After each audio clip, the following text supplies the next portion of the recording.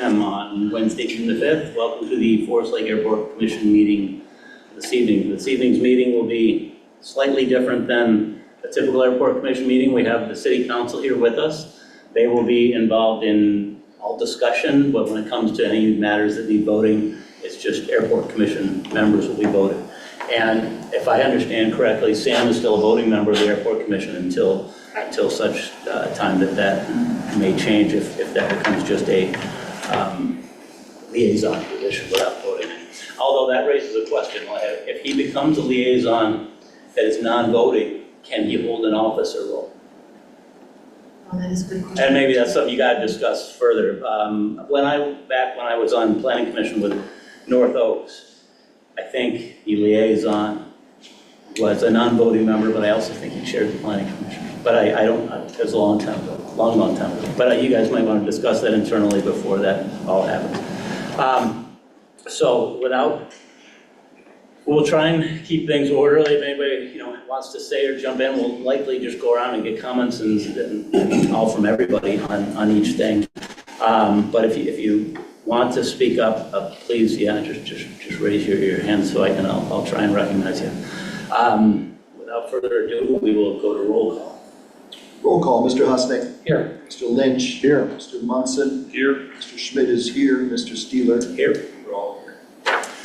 Okay, next we have the approval of the minutes. And first on the agenda are the December 6th minutes. And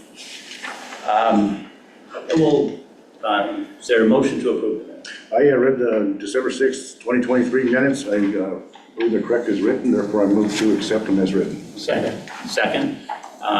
All in favor of passing the December 6th minutes, say aye. Aye. Any opposed? No abstentions. I do want to point out, while this is in front of everyone, line number 27, there was a note that says MnDOT recommends developing the property north of the Chris Olson hangar rather than the lots on the south hangars.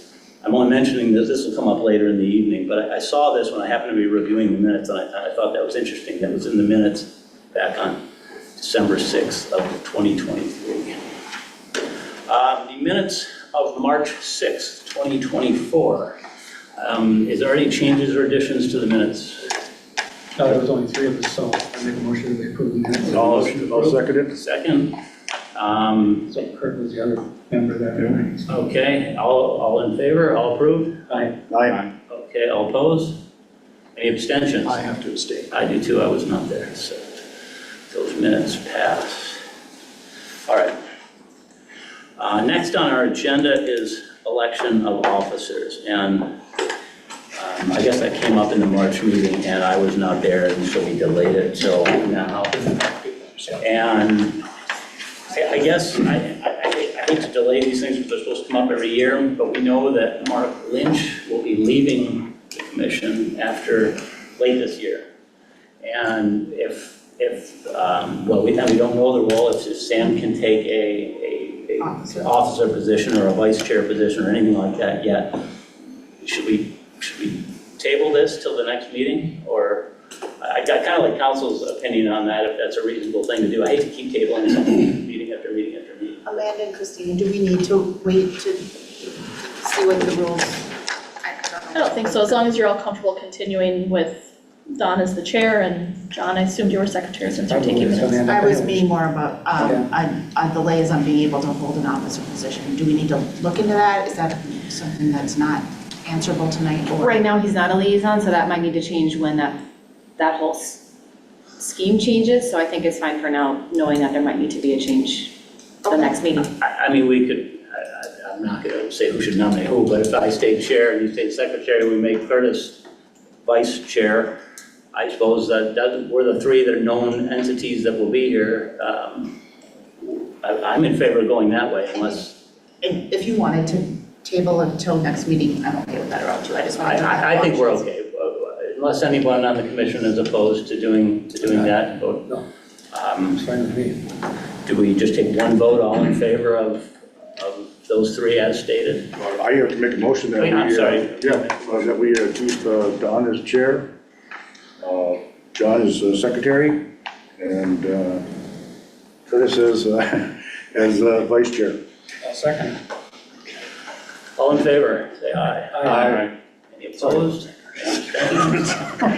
Passes unanimously, okay. Next on our agenda is the Herrick Through the Fence Permit Development Concept, and I will hand it over to Christine. Yeah, so I did have a little presentation put together before I learned that Mr. Herrick was not gonna be here tonight, but I thought we would still go through it, and then if you're in a position to make any recommendations, you certainly could, or we could continue this till the next meeting so that he has the opportunity to be there as well. So I just pulled some of this stuff out of the staff report for anybody that hasn't had a chance to read it. Through the fence permit is essentially allowing for operations that are outside the airport property to have access to use the airport. That's why I call it through the fence. It's as if you were to move the fence there. In the MnDOT guidance documents, it talks about a lot of pros and cons. It can be mutually beneficial, and then there's also some cautions that they provide in there. So I did in the packet, and I won't go through all of these, but this was taken right out of their report, the list of various pros and cons. You can consider that as we go through this proposal and talk in more detail about it. I did have staff put together this map, so he's got roughly 30 acres, just kind of north there of the existing hangars behind lot 1. It is in that industrial zone. It's in the safety zone C. That's that yellow line around there. So just to kind of give some context of where it fits in the overall scheme of things. There's a little close-up so you can see kind of how it's adjacent to the hangars that are there. The photo on the right-hand side is one that he had provided as one of the options for how they might access the existing airport facility, whether it's through the fence at the most southern portion there and going across the public road into the taxi lanes, or building a new connection just to the north of lot 1. Nothing, again, is set in stone. Obviously something to keep in mind as you're planning to do more hangar lots out there, if that would be the appropriate place or not. But those were just some initial sketches that he had put together to share with us when we met with him about a month and a half ago. What slide number is that, just for reference? This is slide number 5. Thank you. It's not in your packet. Right. Okay. The maps and stuff are in your packet. I just kind of pulled some of the pieces from this agenda item for this presentation. Thank you. And so when he initially contacted, I know he contacted staff before I started, but we started having conversations in February or March, I think. We met with him the end of April. He said there could be 61 hangar lots on his 30 acres, similar to the hangars that are existing at the airport. Or we also had conversations about building hangar homes. And he noted in his narrative that that could be fewer lots then, because they would be larger to accommodate that. In his email that he sent today that I forwarded on to all of you, he did say in there that he was looking to do hangar lots similar to what's at the airport now, so not the hangar homes was my understanding, but again, I don't want to speak for him, and that's why I think it's important that we get him here in the future to clarify that. And so as you'll see in a couple slides, there's 6 steps that we need to go through as we evaluate the through the fence permit, and one of the things that we might think about, depending upon the use that he chooses, is whether or not it meets those steps. And there's an alternatives analysis, and if it's something that can be provided on the airport property, it's maybe not best to have it through the fence. You could look at purchasing the property or him donating it and essentially just moving the fence is kind of some of the language in that stuff. But again, these were some of the examples that he had emailed us before. They're in your packet. But I think that will be one of the important things before we take that next step after your direction, is to really know what it is he has in mind to do there. He also mentioned in the narrative that he sent that he is interested in trading the city's kind of triangular parcel that's up there. I don't know if this is which way over there. Kind of just north there, you see that triangle into the west of his property. Exchanging that for some of the wetland area on his property. I initially asked him why we would want wetland. He thought we could put a park there. I'm not sure that we want to put a park full of wetlands next to the airport, but I will let him speak to that more as well when he comes to meet with you.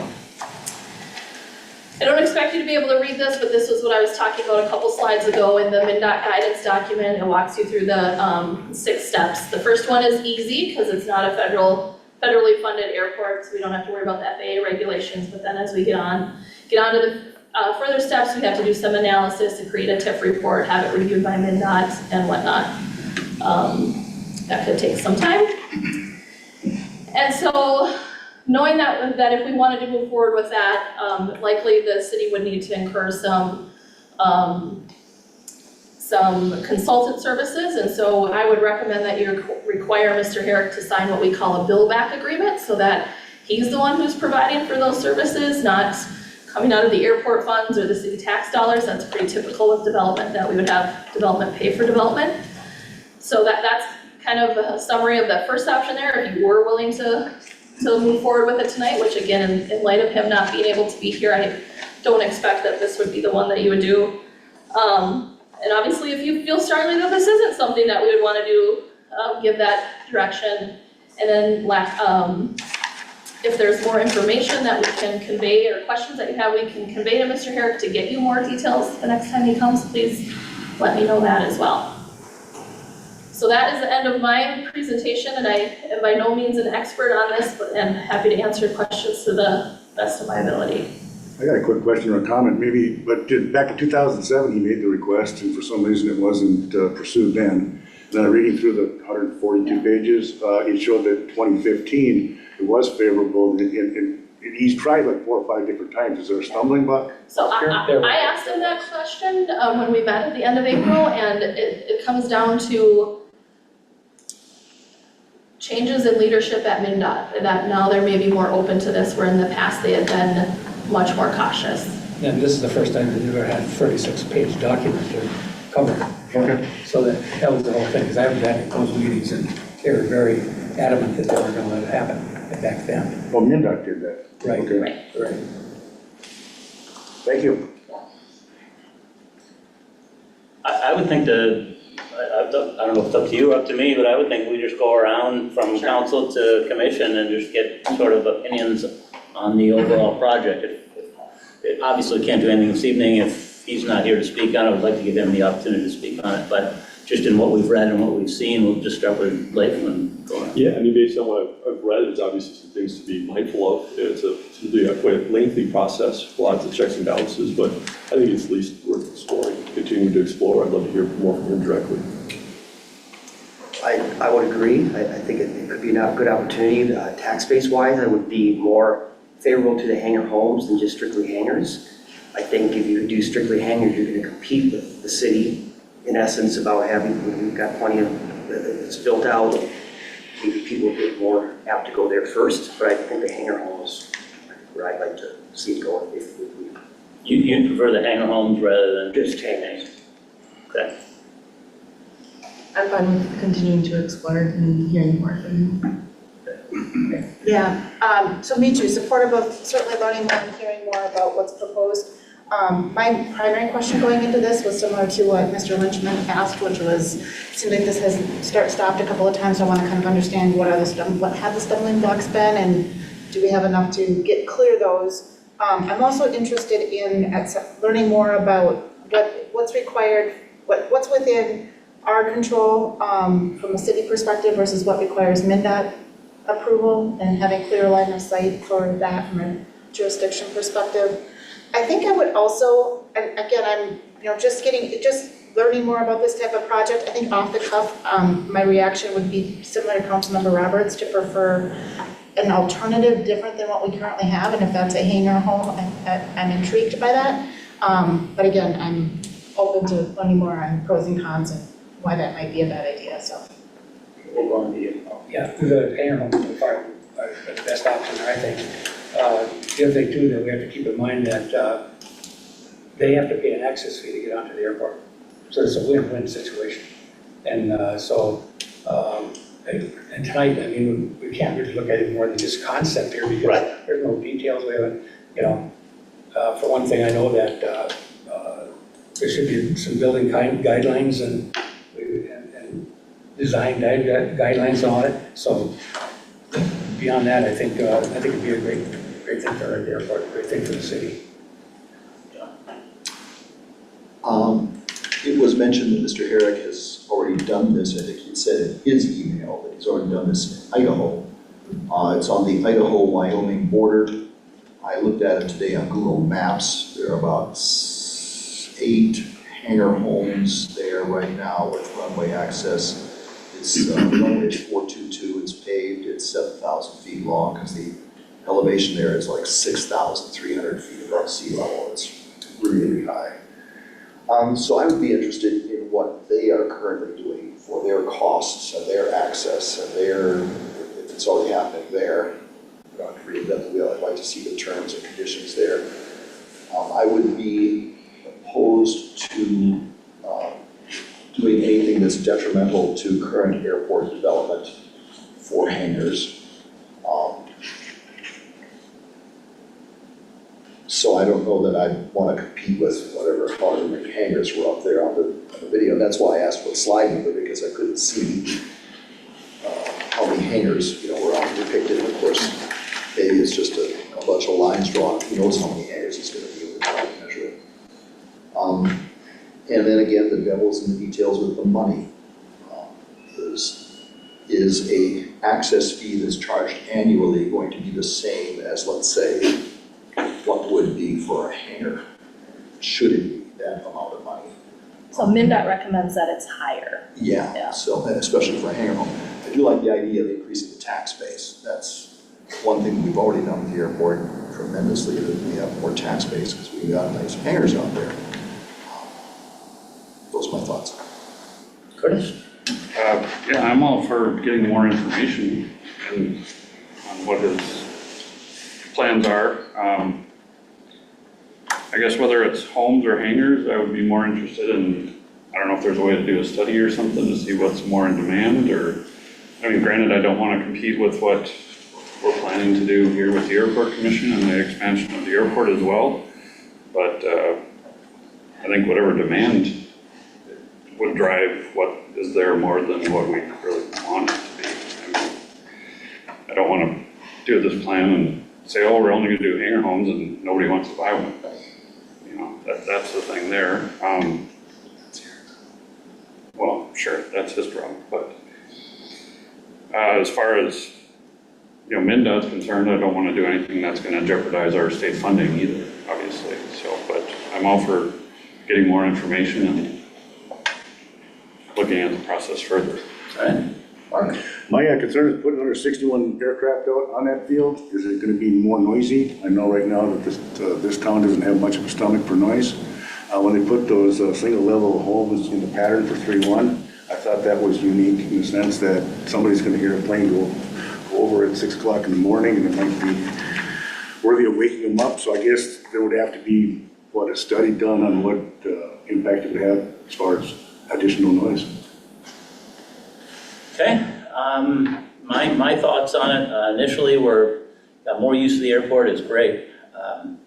I started reading through all these MnDOT documents, and if you start looking through there, boy, there's an awful lot of cautionary language. And I started highlighting stuff, to be recommends, let's see, carefully weigh the advantages and disadvantages. The access agreements are difficult, costly, and complex to terminate should they be, should there be issues. There's that kind of language is repeated on almost every single page of these documents. So there's a lot of landmines.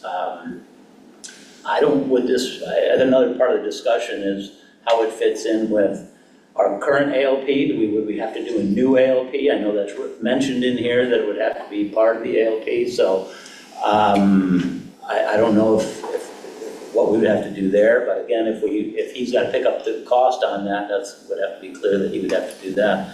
How does it work with?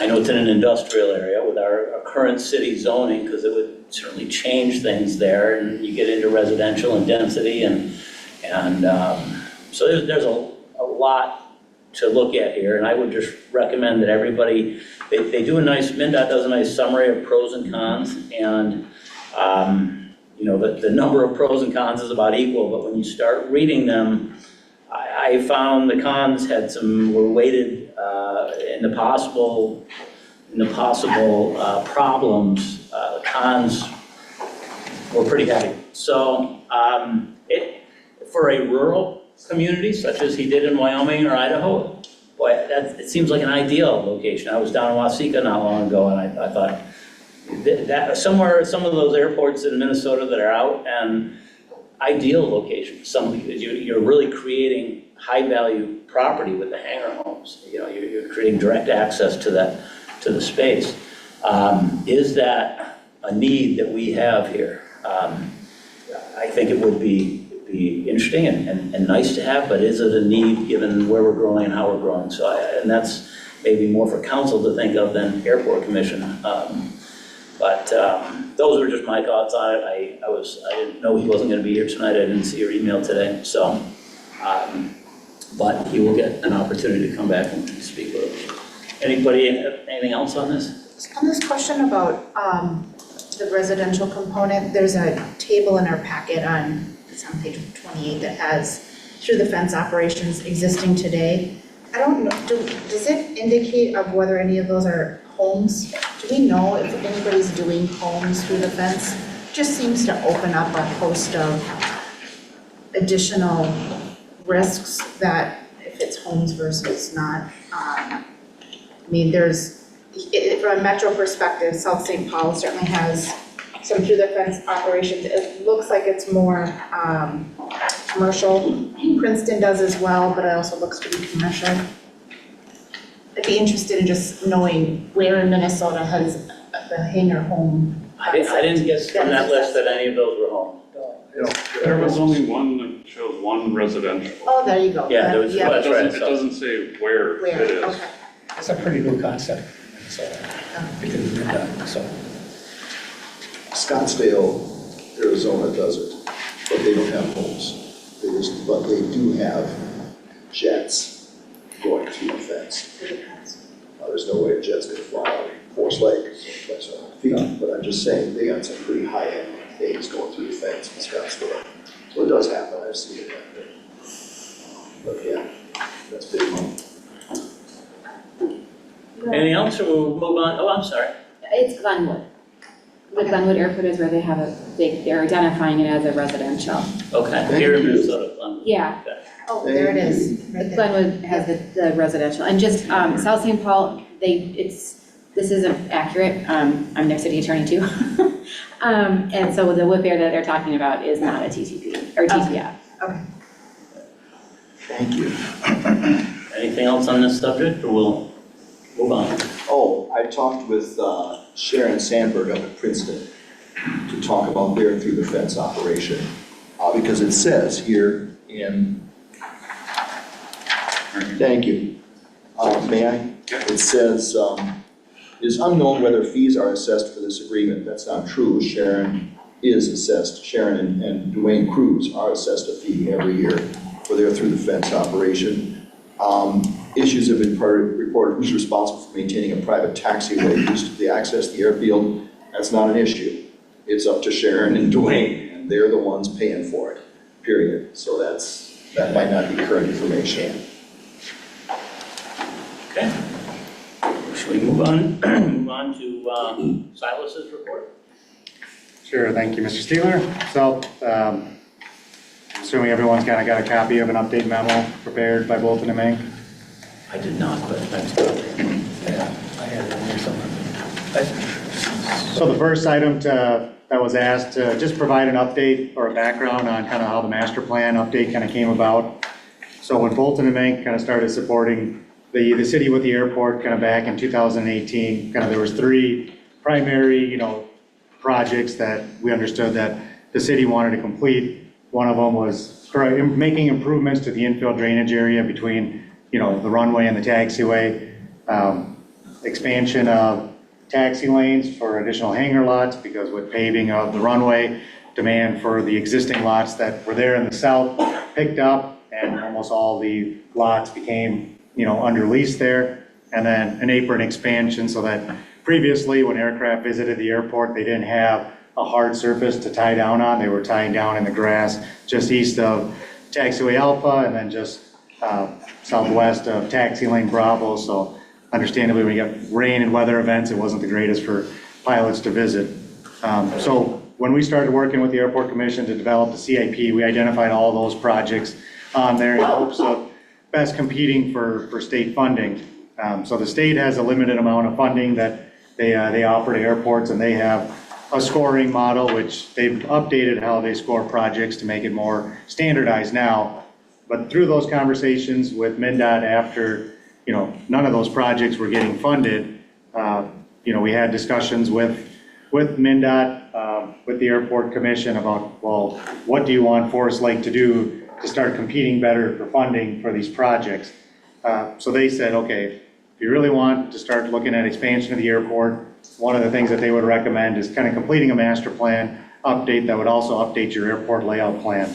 The previous airport layout plan, I kind of have one sheet in here, was created in 2012, and the emphasis of that ALP was to get the turf runway paved, construct a parallel taxiway, and it didn't identify really too many areas for future hangar development.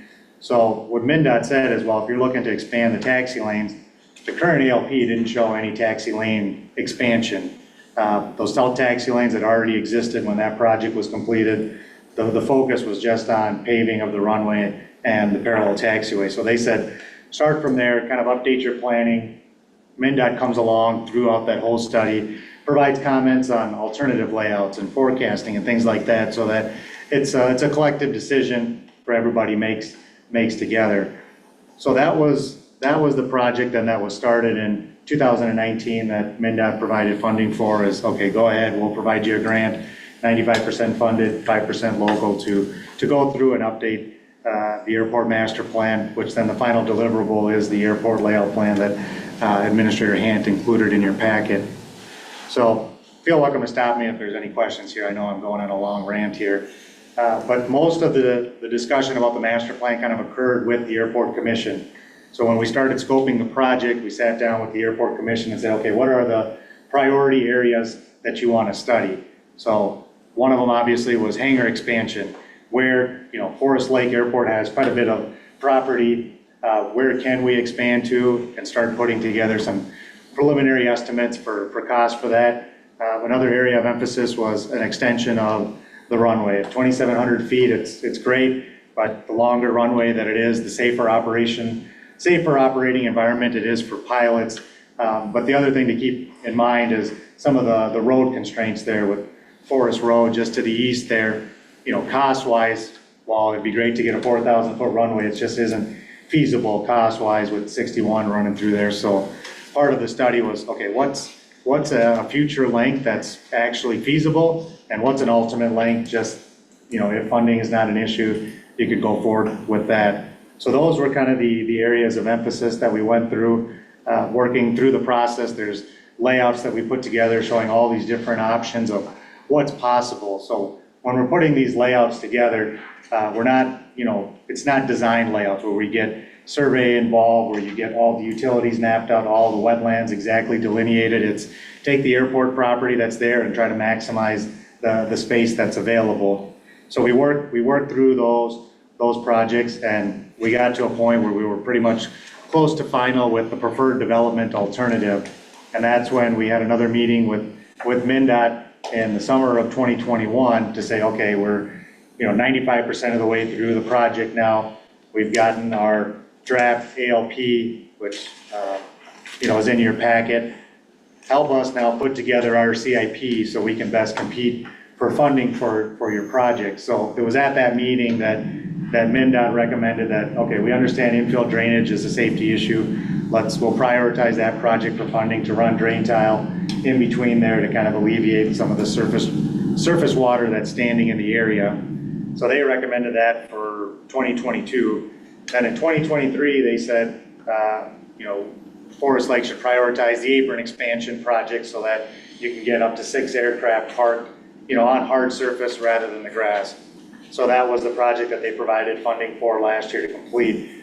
And then when it came to state fiscal 24, that's where MnDOT said, just based on the cost estimates that were prepared as part of the master plan in 2021, just based on their limited amount of funding available, they recommended Forest Lake look at expanding the taxi lane to the north of Hangar 1 to get as many lots possible there first, And then also look at completing an extension of taxiway Alpha 3 so that if you are currently operating in the south taxi lane area, you can access the taxiway and the runway directly rather than going down taxi lane Bravo when there was kind of a pinch point that was there.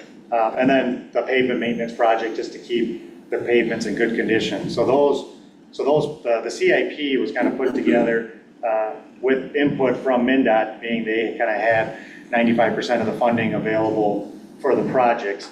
And kind of that's where we are today, where, you know, those projects we're moving forward and, you know, waiting for kind of discussion now at council level for kind of authorization to bid. So be happy to kind of answer any questions or comments about kind of the master plan process and how that went. The question I got, this conversation about not developing the north end, MnDOT did approve that, and then there was some dialogue that says that if we don't,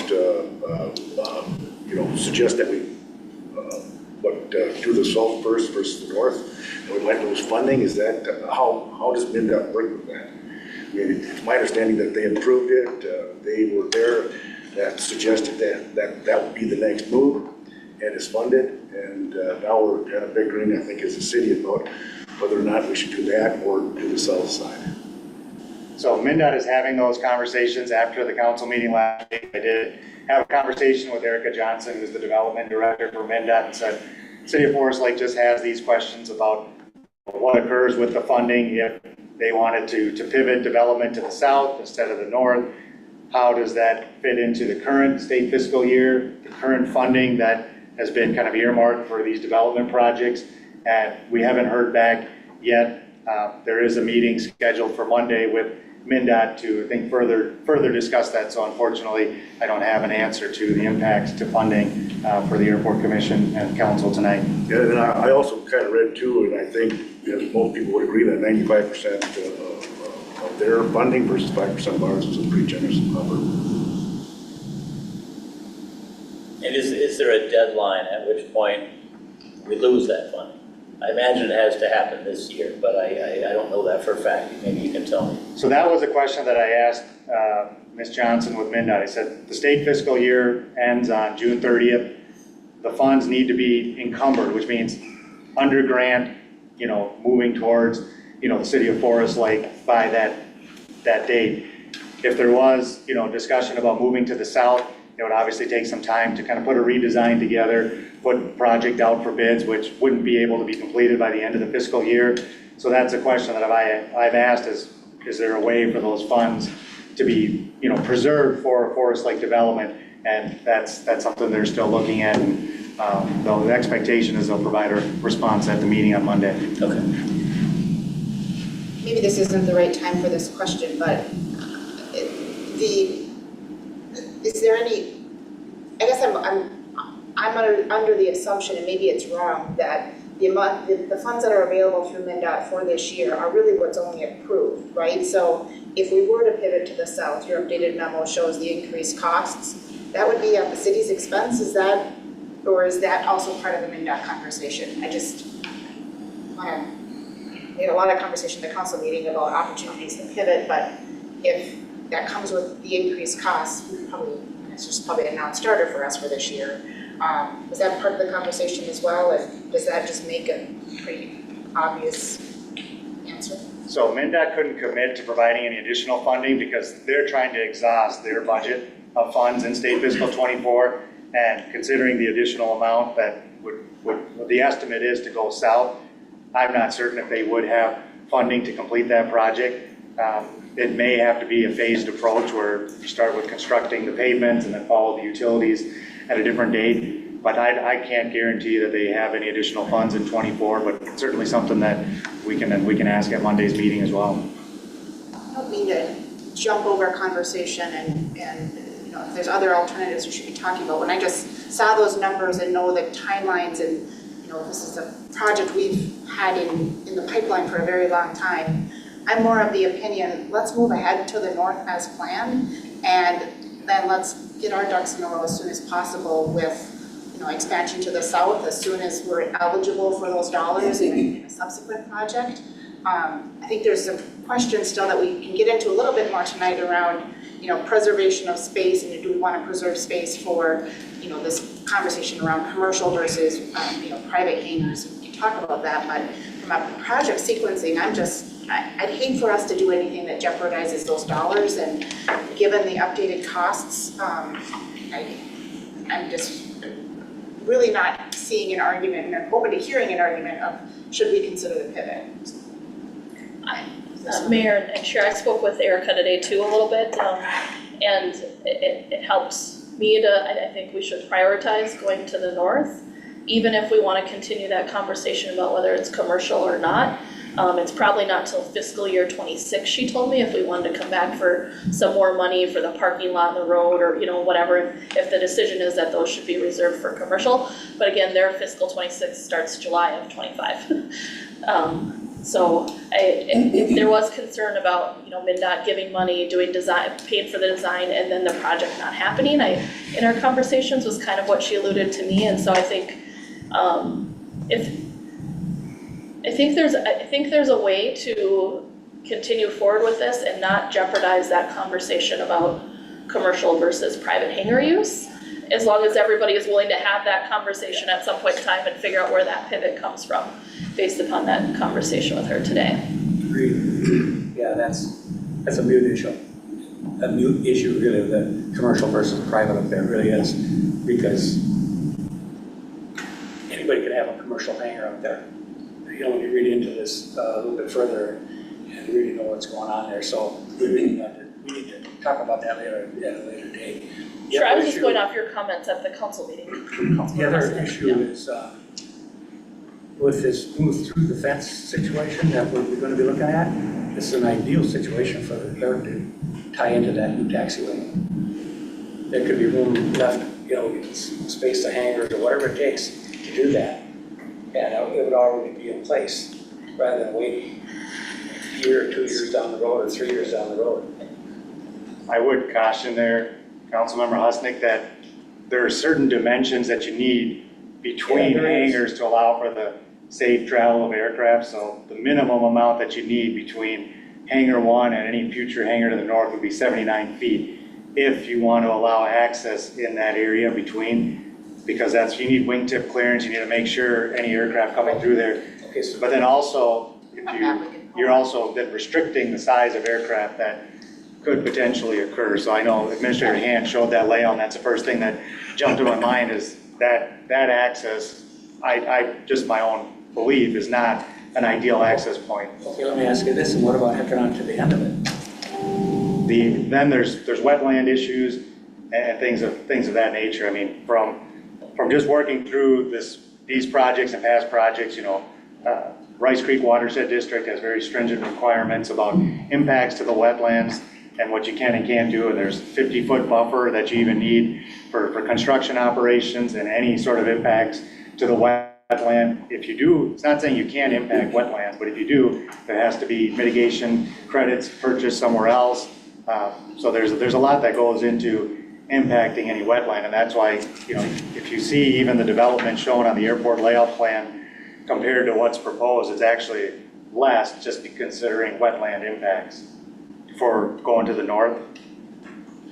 So it might not be an option at all then. Just based on what I saw there, I think that access going north of Hangar 1, if that's a decision that wants to be made, then Forest Lake needs to, if the taxi lane extension to the north occurs, then I think you almost are restricting yourself from constructing a hangar on that first lot. So you're losing a lot. The trade-off would be many people accessing the airport that are paying a fee to do that. So that would be the other alternative or the option there too. And I think it's something that would need to be discussed, I think. So, and I think we need to look at all those options.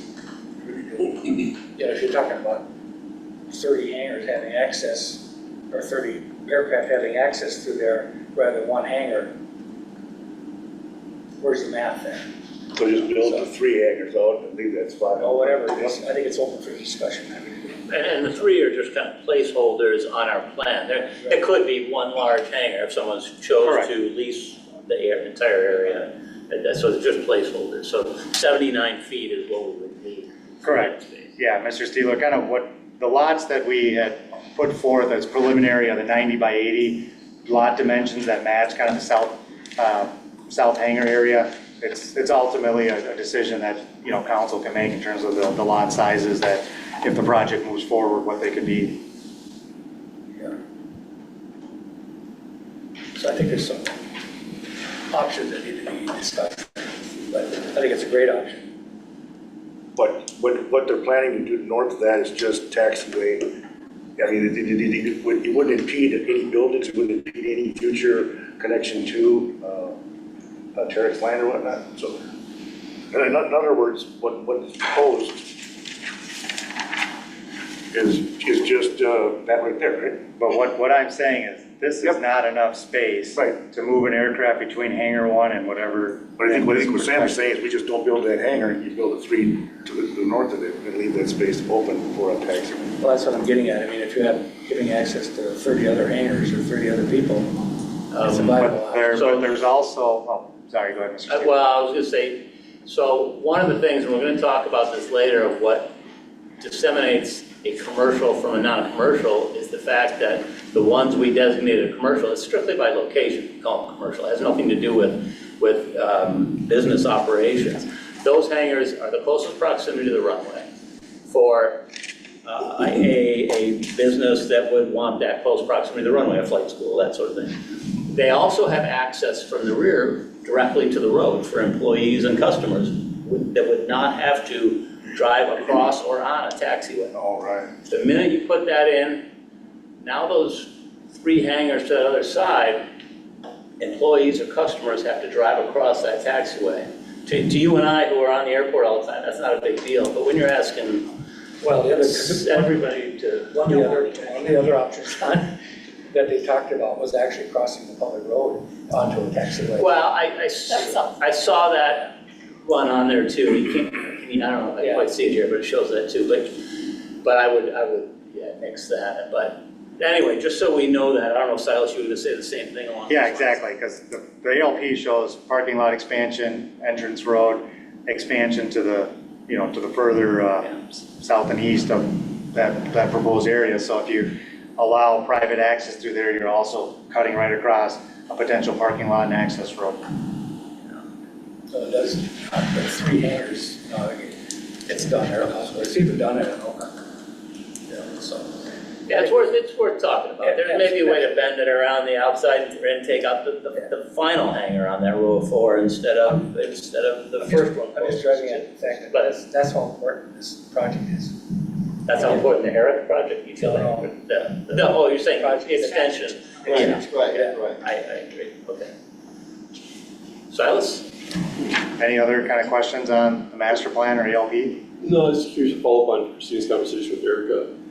What I'd heard last week was that they wanted to see these four hangars get built out, maybe even the 3 empty lots, before they're looking to entertain going south, funding going south. And so while I agree generally that there are mutually exclusive decisions on the table of deciding what these lots are about or used for versus putting the money in the ground, if we hold them for commercial, which has been advocated by many, even tonight, is that going to jeopardize our ability to go south, get funding to go south? Would they give us more money when we got 4 empty lots sitting there? So I didn't have that conversation with her today, but what she did share with me is that it is hard for hangar lots to get funding. They're gonna prioritize runway and safety issues and whatnot, so what I'm saying is I don't know if that specifically will challenge it, but it sounds like it is a challenge to get that to begin with, because they wanna do runway and other things before they do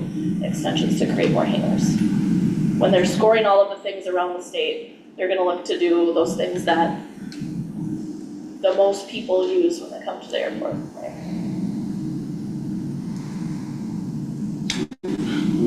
How did this even get high on the priority list? I don't know that. So also included in your packet, so last year, MnDOT kind of as part of their state aviation system plan, came out with a scoring prioritization model. So every project in the state that's requested state funding gets scored, and they reach a certain score, and if MnDOT still has funding available, your project gets funded. So the south taxi lane extension for Forest Lake scored, I believe it was 48. The lowest score project that received funding from MnDOT was 47. So it was just barely made the cut in state fiscal 24. The north extension. The north extension, sorry. So I can share that list, but it's essentially just, they go down the list, they figure out what the cost request is, and do they have funding for it or not, and then they draw a line and say, okay, anything below this line didn't receive funding, anything above it received funding. So they use just their scoring model for that. So we got lucky there wasn't other things that scored better, that's how.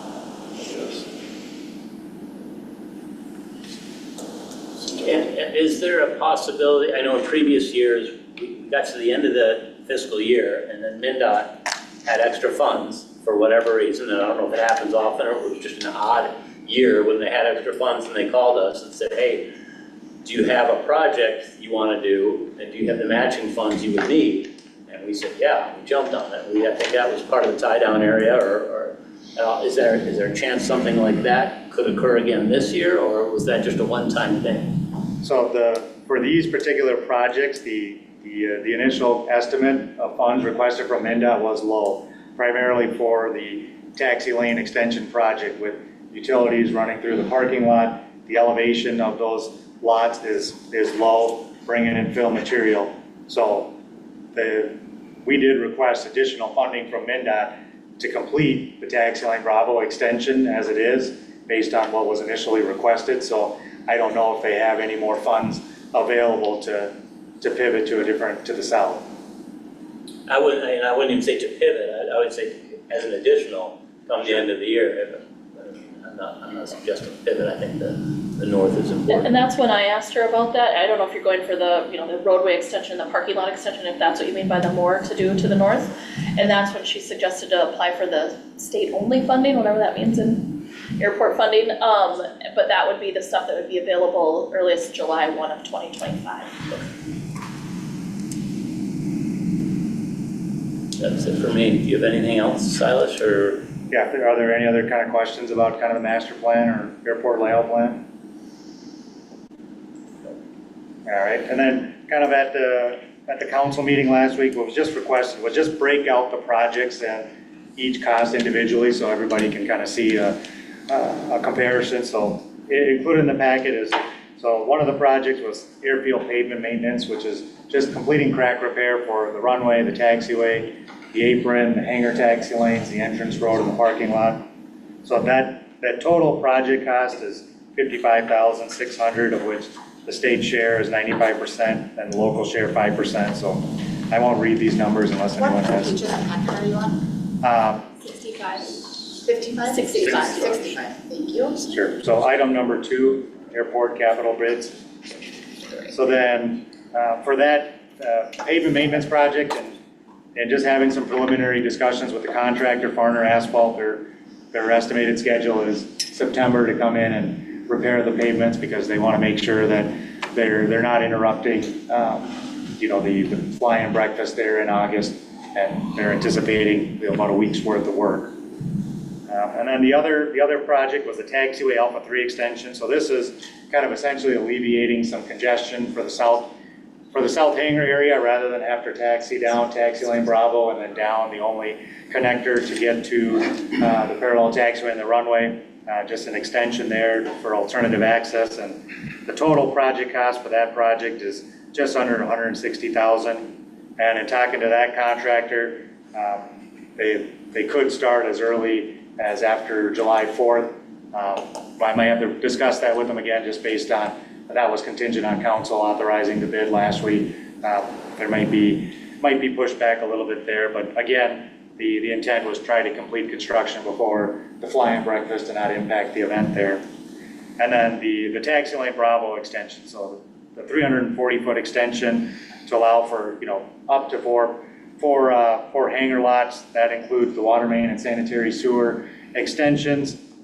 so that the, whatever lots are there have connections to sewer and water. It also includes connecting Hangar 1 to the city, water and sewer, and then reconstructing the parking lot as those utilities kind of run right through the parking lot for where we're making the connections to the city mains for there. And that total project cost was, just under $563,000 with the state and the local share there. And then similar conversations with the contractor was starting after the July 4th holiday for that project. And then kind of number 3 kind of goes hand in hand with the previous work. The initial estimate for the south taxi lane expansion was completed in 2021.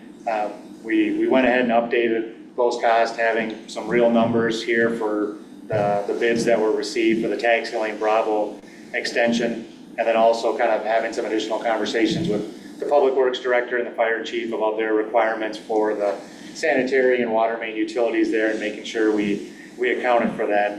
That total estimated cost for about a 1,000-foot taxi lane extension to the south with utilities was $850,000, with the state and the local share, still 95 and 5%.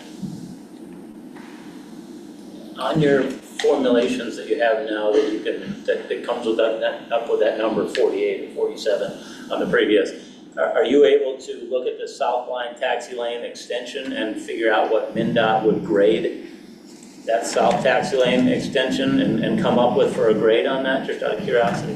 I can estimate it, but ultimately MnDOT comes up with the final number. Sure. And I think it would, so If is you're everyone looking estimating, at? are we looking at a number of like 22, or are we in the 40s? I think it'll be in the 40s.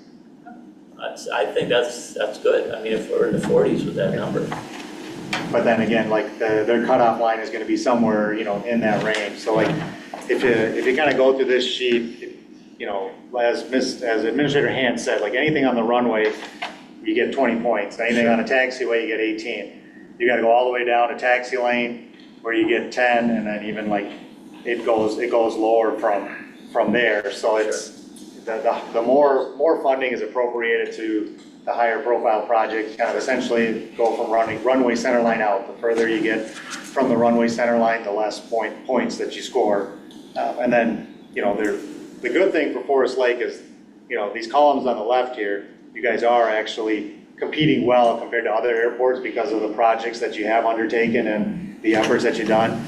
By just updating the master plan and airport layout plan, you get 10 points. Airspace, you don't have any obstructions that are there. You work with Excel to put some obstruction lights on the power line. Clear zone, there's a request for funding just to kind of put an acquisition plan on there so that you don't lose points for that one. You got zoning in place, and you have identified, you don't have any deficiencies on your report card that are there. So that's why MnDOT, I think that's why these projects score as well as they do, because of the other priorities that MnDOT has that Forest Lake has addressed. Just a question. So, I think maybe this is more a question, piggyback off your question, is that did the South ever get presented to the state? The South plan, did that ever get presented to the state? Yeah. So where did that was much lower than apparently? Yeah. So the estimate. Sorry to interrupt. The estimate presented to the state was $500,000 to construct the taxi lanes to the south. Back in that started in like 2018 and 19, and kind of carried forward. And then the cost estimate to going to the north was, I think, shown was $350. So that's where the discussions with MnDOT is, with their funding limitations, that extra $150,000, it was difficult for them at that point to make the funding decision to go south instead of north. So that was more of a funding thing than a scorecard. Correct. Right. Okay. Well, combination of them though, because it scored low and they run out of funding that needed more. Correct. And as a commission, did you guys have did you give them any direction? What would you have preferred to do first? I don't remember. This is going back 15 months now. Typically, I think when we talk with Silas, we'll kind of put them in order from.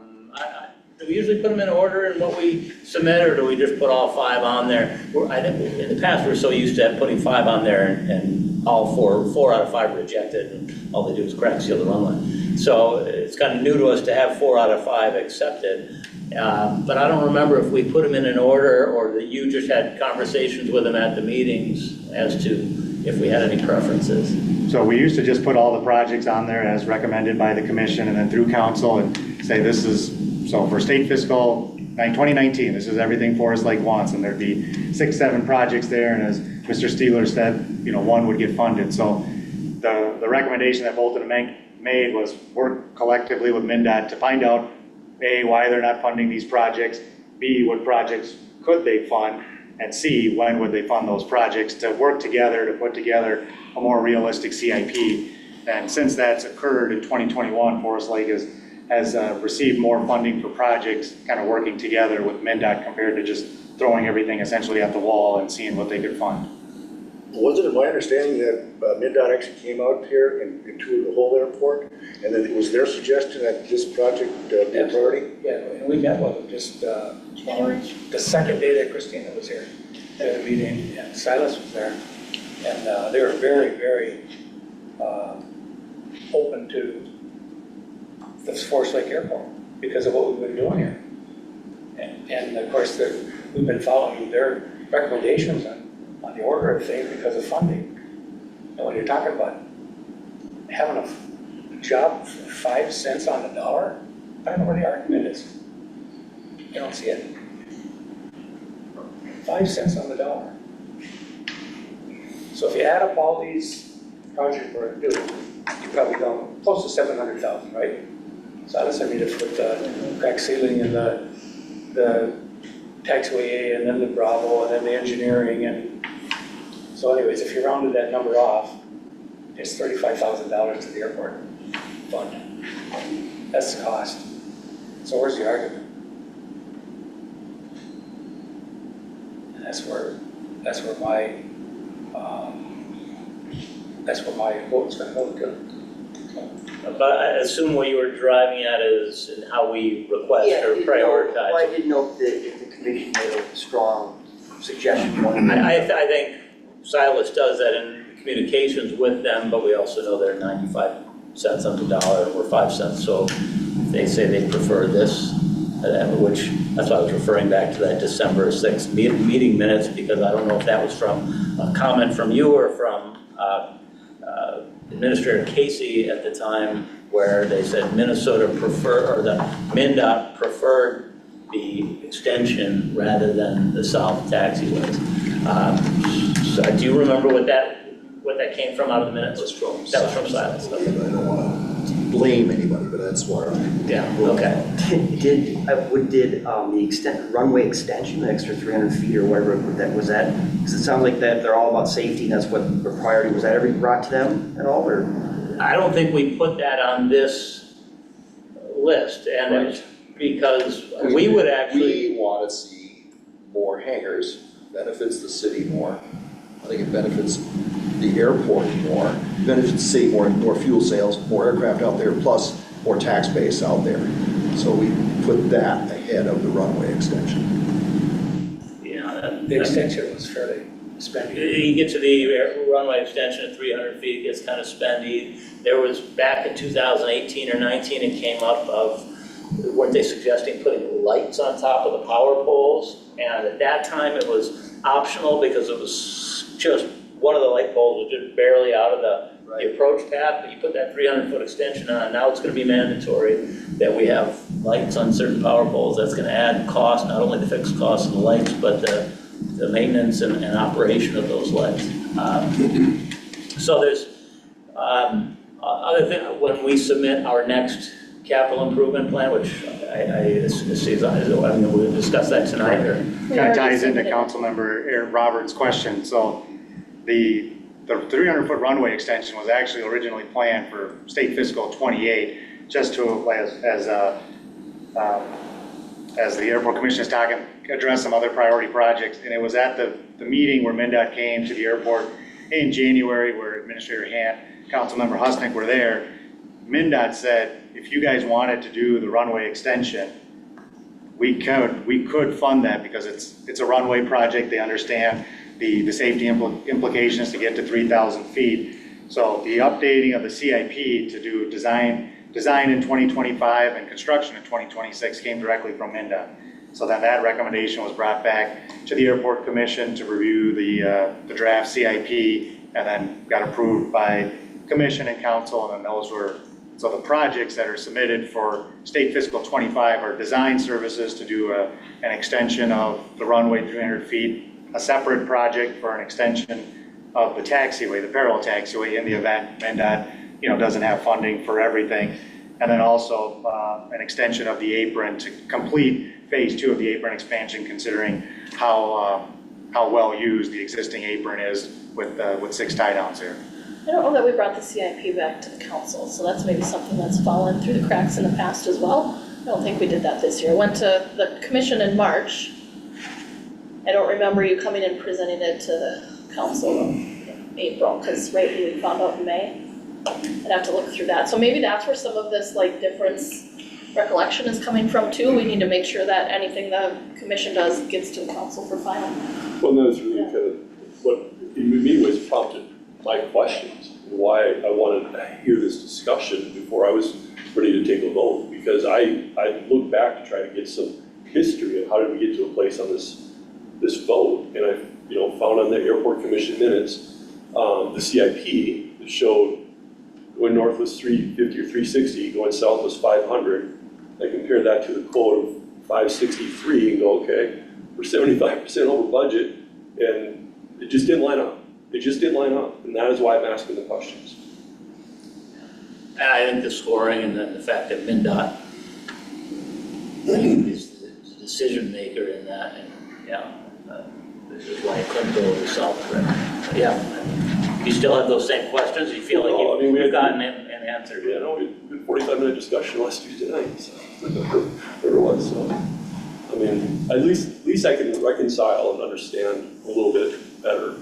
I still had that voice earlier. I think that we can't just put in the parking lot forever what we're going to do with those 3 or 4 lots. I mean, Oh, no. Mistake. Yeah, I think, well, we can talk about this further on down in the meeting, but you're talking about the 3 or 4 lots that are to be essentially commercial, they're facing that southwest direction.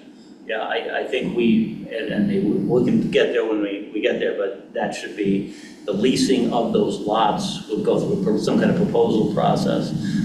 But we will talk about that, so that, it just doesn't get brushed under the rug or forgotten about, absolutely, yeah. And should we be updating our CIP numbers when we submit them to MnDOT every year? I think that's where the biggest disconnect came, because you saw 500, we now know it's really 850, because it hadn't been updated for a few years. Is there some just general engineering inflator that we should get? I mean, I know it's an estimate always, right? But I just wonder, again, going forward, if we can be doing that, and that can help with some of the disconnect too. Yeah, I mean, that was an error on my behalf. I was just updating the next year's projects and just pushing stuff down.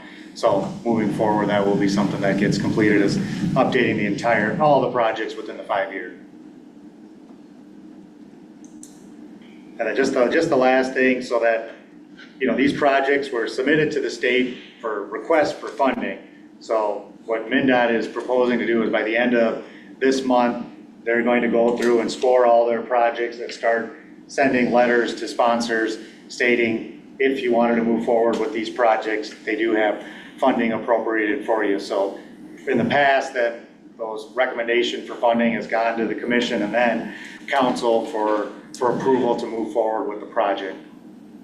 So I would, if an administrator hand will receive those letters, and we're hopeful that they come out sometime in July to allow discussion at the Airport Commission and the City Council level.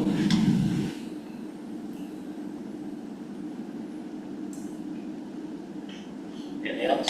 No, that was all. Okay. Before we move on, Mr. Chair, Sure. this might be a good time to discuss this too, but I read the Forest Lake Times this morning, and they were talking about this project, and I don't like the fact that the local paper likes to put people against one another. But Mr. Olson did make the comment to the reporter that Mr. Husnick had a vested interest or a special interest in this project. And again, I don't like them naming names, but I did a little research here, and I've got photos here of the hangar number 1 using the north lots as their as a wedding venue. There's even a photo in there of some guy walking down the taxiway with a beer and his new bride. And I'm just, if there's a special interest out there, I think it's Mr. Olson's. I'd just like to know what my vested interest is, that's all. I'd like to comment on that. No, this is not an open forum, we're not having an open forum on that. Next on, Move to budget? yes, now I apologize somewhat because I asked you to put this on the agenda and I didn't have the minutes from the March meeting yet, and I know you covered this in the March meeting, so I don't know if you want to cover it again or if you just want to update. So just a quick update, yeah, so when we covered it in March, we thought the fund balance at the end of the year was about 216,000, but remember we noted there were some outstanding things. So now that the audit has been wrapped up, the fund balance at the end of 2023 was just over 201,000. So minor changes, which I think were expected, so.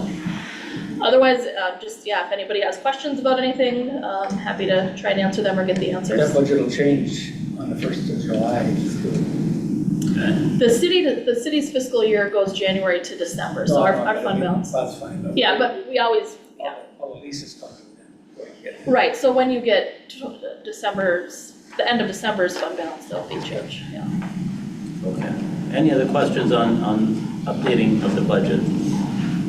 Move on to the PAPIs. What can you tell us about our PAPIs, the latest? So this was another one you had requested. Did I request Steeler, this? You did. I remember And it was about the ones coming in on on approach and I thought, I'll just see if they work, and they came on for about 2 seconds and went Yeah. off again. And so people might think this is a couple different things, but this started out, what you had told me was the location of them at the south of the runway on the west and maybe needing to move them.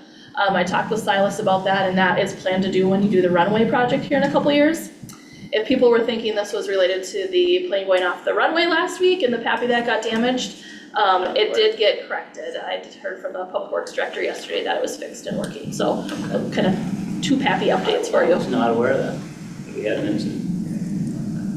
No injuries or anything more significant than some sod and PAPIs. Okay. But the PAPIs, I mean, before we were waiting for like completely new, there's gonna be completely new PAPIs. Because these things have been attempted to be repaired numerous times, and they've just finally decided that these are the wrong. So that was the only project that MnDOT didn't fund from the state fiscal 24 request. So when we had the meeting in January, they understood why, those PAPIs have not been great since they were installed back in 2016, 2015. So what MnDOT said is, well, if we fund your runway extension project, you have to move the PAPIs anyways. At that point, put in your estimate replacing both sets. Okay. Okay, Forest Land Nursery lease. Yeah, so the city's been operating on a month-to-month lease for a number of years with Twin City Dock and J&T Landscaping out there. And when I came on board, we negotiated a new lease, increased the monthly rent from $500 a month to $850 with a 4% annual increase in there. It is a 2-year lease with the ability to extend it for additional time, but we did 2 years because this is the site where potentially the city's new public works facility will go. We know it's not gonna happen in the next 2 years, but we don't know the exact timeline, so that's why it's so short. But I was told this was land that was part of the airport, and so that's why it was suggested to me to bring it to you for a recommendation to council. And so we need a recommendation, and then that's in our packet, I believe, here. It is, I wrote out a suggested one if you're in agreement with the Do lease. you know which page of? It's on page 82. Yours might be a few pages off if you printed that before Silas's. Yeah, there's a lease on 83. There's the options for the recommendations on the bottom of 81 if you have a printed out version from the city. So the 3 options are to recommend they approve the lease agreement with Twin Cities, or to amend and recommend they approve the lease agreement, or to recommend that they not approve the lease agreement. And this lease agreement, I think you said, was 2 years? Correct. 2 years. Do we have anyone, was there any other discussion on this before we make any motions? Anybody, or council as well? Probably don't care too much about this one. It's not great, yeah, it was a property that we had to acquire when we did all the land acquisition for the airport, so. The lease is just, So do we have getting something out of it. a motion? I'll make a motion to recommend that the city approve the lease agreement with Twin Cities Dock and Lift and JNT Landscaping, Inc. as presented. Is there a second? Second. Is there any additional, we have a motion, and a second, is there any additional comments, questions? If not, all in favor of the motion? Aye. Any opposed? Any abstentions? It's unanimous, 5 votes. That passes. Just a question on that, I'm wondering, where was the money taken from or used to purchase that property, that nursery property? Way back, do you recall, was that? Oh, it was a gift when the airport land was given. Was that part of the airport land that was given, or was that part of the lease? We had to acquire They that. get it. I think there was a They get it lawsuit because involved in that, so I'm Yeah, not The sure angle exactly. of the runway, Take that back. we needed that across the road. It's so long ago that I Yeah, don't it know was a all the long details, I have to look it up, it was But back. I'm just curious, it wasn't general fund money, because the city bought Forest Line Nursery. That's the history that I recall, Yeah, and so, just I mean, curious. the township funds bought the airport at Yeah, that was a before the city. presumed discounted rate. I don't believe the airport fund has ever had $1 million in it to do any of this property acquisition, so. But that, I mean, I'm certain that it wasn't the airport fund, if that's what you're Yeah, asking. Forest Line Nursery was up and running, well past the township and city merge, so that had been a city purchase, I guess, just curious. Yeah, I just found a letter the other day, apparently it went into a legal issue and whatnot. Yeah. That the city did, so, yes. So how did there was some trade-off with that property against the Washington County for the. For the environmental center? Yeah, so we had that property available in order to do that, which is kind of a good thing, so I don't remember exactly what the details were, maybe, we'll have to get that detail out there, so everybody knows what that was. As far as how it, did that get sold to the county, or I'm not sure that's. We had a trade Yeah. on some property from for the Washington County recycle thing with that piece of property. Correct. There's a portion of it, there was the 3 lots that were involved, and we owned, don't quote me, 2 and they owned 1, or vice versa. And in order for the project to move forward, we needed to essentially do a land swap.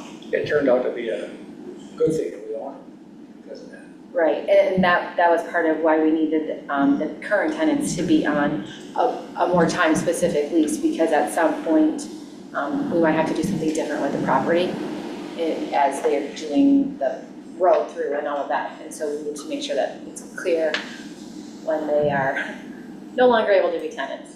The other reason I ask is that there must have been airport money or state money used, because this lease is going to the airport fund, or does this go to? No, I don't think there was even any MnDOT funding, because the letter I found was from MnDOT saying, we will not give you money for this because it went through this lawsuit. Yeah, that's right. So, Why is I this don't, an airport? that's a very fair question, I'm just Just doing what other curious. staff told me to be, that's the only best answer I have. But I think it's a fair question of should it be going to the general fund, because it was general fund dollars that acquired it through that process. That's kind of my point, just curious. I don't recall this coming through us before. Has this come through? So you haven't had a lease with them Maybe- for oh, over okay. 10 years, I Oh, would that's say? why I haven't seen it. Yeah, I Well, saw it's this. been month to month, there's been rents paid, has there been rents paid? No? Up to last September, maybe? Florida. Okay. But it hasn't come before this commission, before this. Well, I don't know if it did way back in Oh, I'm sorry. 2014 or whatever, but no, Prior not to in the me recent being on the history. commission. Yeah, I was just curious. Fair question. Any other questions or thoughts on this? No?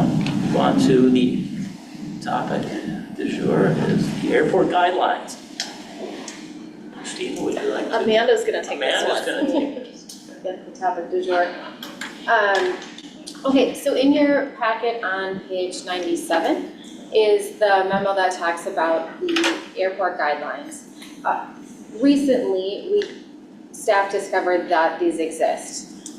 They are from 2009, and as the title suggests, they are guidelines for use standards, some sort of landscaping, design standards for the airport. It's not immediately clear that they have been in active use since current staff didn't know they existed until a couple months ago. But they were done in sometime in 2009. Under Minnesota statute that governs our authority to run the airport, we do have a responsibility to enact any rules and regulations that would be required to operate the airport, to oversee the airport, to manage the airport, and to do all of the things related to running an airport. This is what it appears to be is that current document that was created back in 2009. MnDOT does provide some, a kind of a standard form that you can use to start from. That was also provided in your packet just after the memo, and that is called the Minimum Standards for Aeronautical Use. Admittedly, this is not called that, this is called Airport Guidelines, but if you look at the language in our leases, it seems that this is the document that we are sort of using for that. Now, it's important to understand historically we have 3 different types of hangar leases that have at least 3 different types of hangar leases that have 3 different types of language. The word hangar leases is mentioned often, and it's really a misnomer. Nobody leases a hangar. Ground lease. Okay, Ground lease, the ground yeah. leases. Yep, And the understood. thing that really bothers me about that, the people of Forest Lake outside of this room don't all understand that. And so and there's other misnomers that we're gonna get into, but that's a big one. So ground leases, so anyway, I Yes. don't want to interrupt, but let's keep. I think that's how the old ones were titled, like 2008, and that's probably just where it came. If you look at those really old ones, that's what it says at the very top is hangar lease. Correct. And if you look at starting on the bottom of page 97, going on to page 98, I do talk about the different types of leases, recognizing that there are like a tie-down lease, and different airports might use that term differently, hangar leases and then ground leases. And then I also go into what the differences are between the 3. Specifically, a tie-down is, as it sounds, you're basically renting the ability to tie down your airport, or your airplane. If it's a hangar lease, you're actually renting the building or a space in the building. And then if it's a ground lease, you're renting the ground on which you are responsible for constructing some sort of building. So in any event, the leases that we have do, in each of the ones that kind of 3 different types that we've been able to identify, do have a specific section where it either talks about the requirement to follow all laws and regulations promulgated by the airport and the city, or it specifically identifies the airport guidelines as a document that the leasee must follow. So looking at the language in the variety of leases that we have, it appears pretty obvious that the intent was, throughout the course of time, these were going to be the rules that were established for the leasees to follow. Currently, the lease guidelines, I already mentioned this, but I want to hit on this again. It involves minimal architectural and landscaping requirements. It requires a review and approval process for improvements to the hangars. And it spells out a variety of uses that are allowed on the airport, including restaurants and storage of non-aviation related items, up to 50%. There's a lot of topics that your current guidelines do not address, such as parking requirements, compliance with the underlying zoning code, living in a hangar, outdoor storage, commercial versus non-commercial hangars, and what differences in rules and performance standards might exist there, enforcement options, and then just general minimum standards for all hangar owner and operators. Within the past couple of months, although I think this has probably been stymieing staff a lot longer than that, the city's staff ability to engage in general code enforcement at the airport and enforce various lease provisions and things of that nature has really been stunted by the language in the airport guidelines.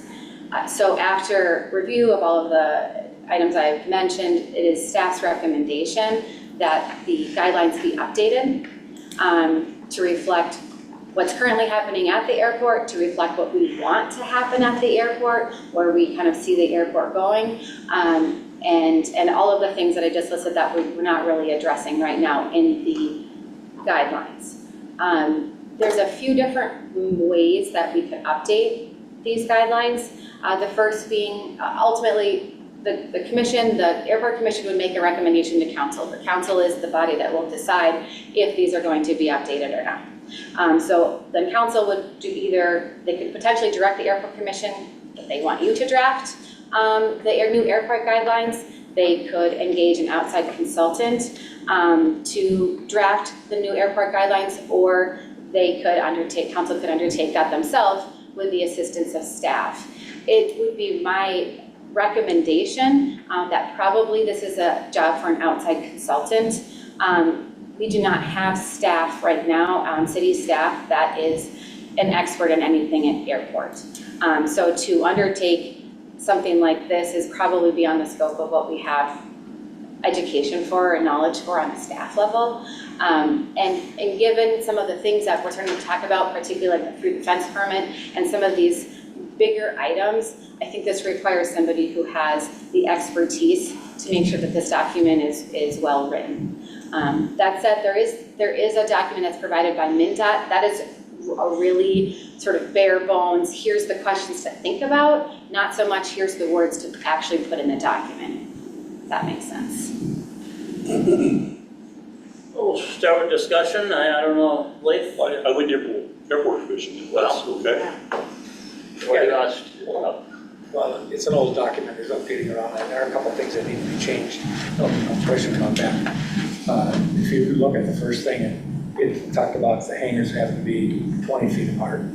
Well, that's a code issue that from way back when, that the question to the building official back then was, how far apart would the hangars have to be? You don't need a firewall. And so they'd have to be at least 20 feet. Then, about a week and a half later, no, that's wrong. You gotta have a firewall no matter what. Okay, so then, if I gotta have a firewall, can I put them closer to 20 feet? And the answer is yes. So that's why the hangars are most of them are gonna be around 10 feet apart. But so that's a code issue. I don't see why it needs to be in that document. So this got into the ordinance, but you just became aware of it in the last month, you said? This is not an ordinance, this is a guide, this is a. It's in the city ordinance in 31.55, right, or it references it? It may reference it, but the actual words are not in the city. Oh, they're not in the, I thought it specifically referenced this document and dated. So it's just referenced as airport guidelines, and I don't know if it's 31.55 or 31 point, I don't remember, but the concern I have, okay, so we all have these ground leases, and they're pretty extensive. I know a couple of things you mentioned that this should have in it, that you know, such as landscaping maintenance, and those are in my lease. There's other things in here that are like architectural stuff are in my lease. A lot of that language was, when this lease was drafted, that language that was important was brought into the lease, and it's in there. I signed it and agreed to it. There are things, I won't go into all of them, but the big concern with my lease is that I have a section 21 lease amendments that basically tells me nobody can change my lease without written approval from me. And now it seems like the city wants to create this back door, and I'm not saying you're doing it, but you get a rogue airport commissioner or city council, and they can go in and have free will to change these guidelines, and that changes my terms and conditions. And that is an absolute, that would mean the 21 was just purposely misleading on the part of the city to put in my lease, which would be, I believe, would just make the whole lease invalid. But it really, I'm not sure this can be changed. Yeah. From a legal standpoint, because you change this document, you change the terms and conditions of my lease. So except for you have to read your entire lease, and so you have another section that says that you understand that the city has the authority to issue and to promulgate laws and regulations. This would be a regulation, and that you understand that as a leaseholder, you're obligated to follow whatever those rules might be, understanding that they will change over time. It's not a violation of your lease as it's. Well, I think that language in 21, I mean, I'm not an attorney and I don't have, the lessor obviously has a full law firm to write all these documents, but when I see that language, and this goes back when I signed my lease, the city, and it was Trina Bloom or Broom, I don't know, she had given me a copy of the lease that I would come in to sign when I signed it, because you signed up for a 90-day hold on the lot. And she handed me a lease, so I knew what the language was. It took with me. I'd come in to sign the lease on the 90th day because I had to buy a house and do all that. 90th day, they slipped me a new lease. And if I don't sign it, I lose the lot. And so I see this language. Okay, my terms and conditions are protected right here.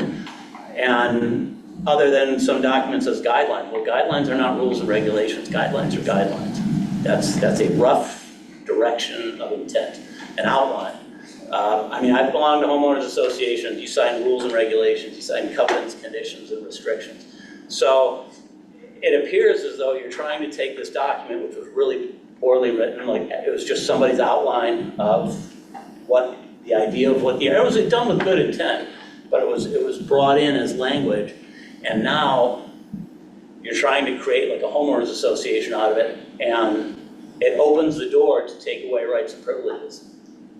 Can I ask a broader question? So there's, Sure. I think there's a couple things on the table. One thing is, what's the impact of changes to the airport guidelines to existing leases? And if there's conflicts, like that is a path that we'll have, if we go down this road, that was a path that we'll have to consider. But beyond the impact to current leases, what should be that governing document then? Is it that we're going to, I mean, in absence of adopting something, the only thing we have to govern the airport is those individual leases. And those are individually negotiated at a point in time with a 25-plus year life. It does seem that there should be something in addition to that is, especially as we're considering additional complexity with through the fence operation or just the expansion, that there is something broader that. I hear you. And so that's kind of the question is, what should that be? And are we comfortable, do we think it's a good operation? I mean, MnDOT would require us in certain projects to have this, and actually currently have something in place, right? It's not just an optional, hey, we love regulation, let's get into regulation. It's more of, in absence of it being that, what is it? And I'm not sure I'm comfortable that it's just those individual leases. MnDOT hasn't raised an issue yet, and if they do, You can ask them on Monday, but I would also add that there are other airports that have this, and they're on MnDOT's website, I understand, right? Like, I understand, but. This isn't like something new that we're trying to force on Forest Lake. It's something you're trying to slip in after the fact, is the difficulty of it. I'm not opposed categorically to having that sort of thing, but it can't be an open door. It can't be an open back door to change terms and conditions to leases. And that's what, boy, it sure sounds like is being created. I think maybe that needs to be clarified. So this Yeah. isn't a backdoor to change anything in leases. And in no way am I suggesting that we need to talk about landscaping or something like that. That is what is currently in this. So That's the but I concern, think- and I think that's the concern to be among the hangar owners But as we go what forward. this is for is this clearly is required under statute that we have to have rules and regulations for the operation of the airport. And that is going to include the people who rent hangars or ground leases or tie downs or whatever it is, whatever the users are out at the airport are all going to have to follow a certain set of rules and regulations. And what we have right now doesn't really do that. And so the document is going to include a whole lot of things that probably really won't have a whole lot to do with a tenant. But they still need to be listed, right? Like there's gonna be rules about access and rules about, all different kinds of things that we don't currently have, but we need to have. And in addition to that, there probably will be rules around, you shouldn't have more than 50% of your hangar filled with your non-aeronautical storage, right? I mean, that's just a reality of. You realize the current guidelines don't really say that. I understand that, but if you look at statute, we have some issues with some of that in terms of what we're required to do and what we need to do.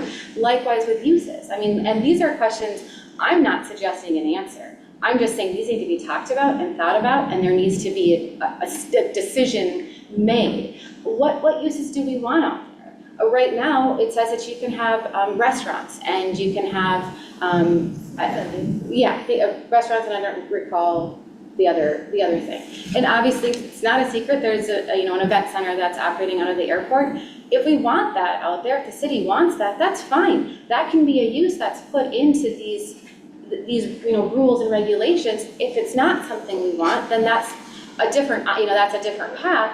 But it's more about just making sure that everybody is playing with the same, from the same book. And from a staff perspective, that they have the ability to accurately handle questions that come in about the airport. They accurately can handle complaints that come in about the airport, and they can make sure that violations or whatever. It isn't there is absolutely nothing sneaky or backhanded about it at all. It is definitely a document that is it's just part for the course for operating an airport. Well, that's the scrutiny that it's going to receive as it goes through the process, and that's fine. If the thing comes through the process and it certainly can be looked at. Yeah, I mean, I'm not opposed to looking at it. So. So I can appreciate that this topic just has a great amount of concern for everyone in this room, and I think. So we can choose to adopt the guidelines we choose to adopt, right? So that, that's part of the process, and that's part of, this exercise is going to force us to memorialize some things that haven't been memorialized that probably we would all benefit from that certainty. But then also, as it relates to specific issues or specific things that would be in conflict, let's have some conversation of what does that resolution look like. But I mean, much easier to have that conversation now with our airport with its current level of built out than, after we've done these additional projects and we are 3 times size, whatever that looks like.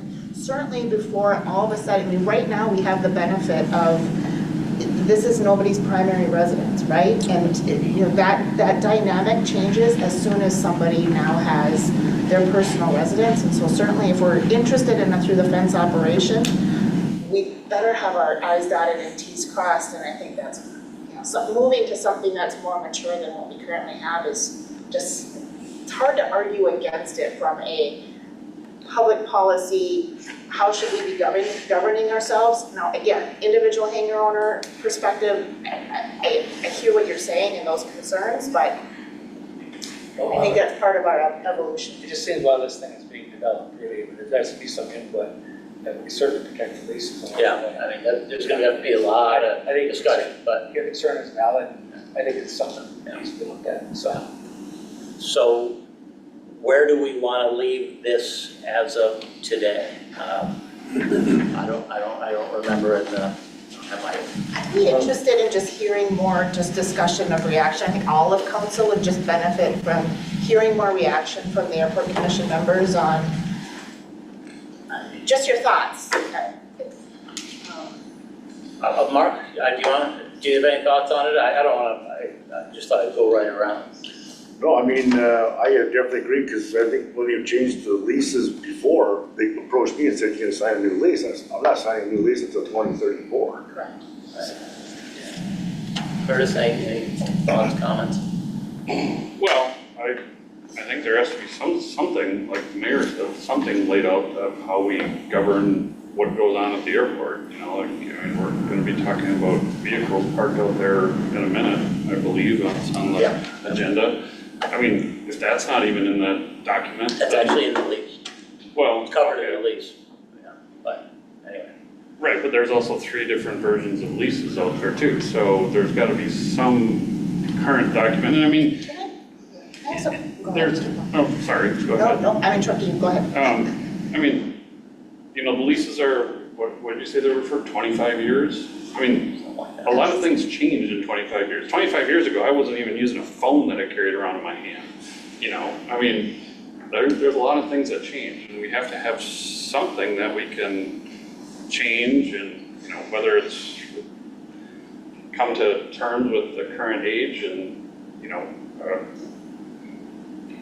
what's the word I'm looking for, govern it properly. I mean, that's my feeling. I think we need to look into this and get something for them. One thing that comes to mind as I hear those comments, and you know, Christina and Amanda can maybe speak to this more, is there's a very defined dispute resolution path that is in the lease that I would say from a city governance perspective, it's just not the most efficient way, and it's not our traditional way of resolving these types of things, right? Usually, it's a city-owned facility. You want some ability to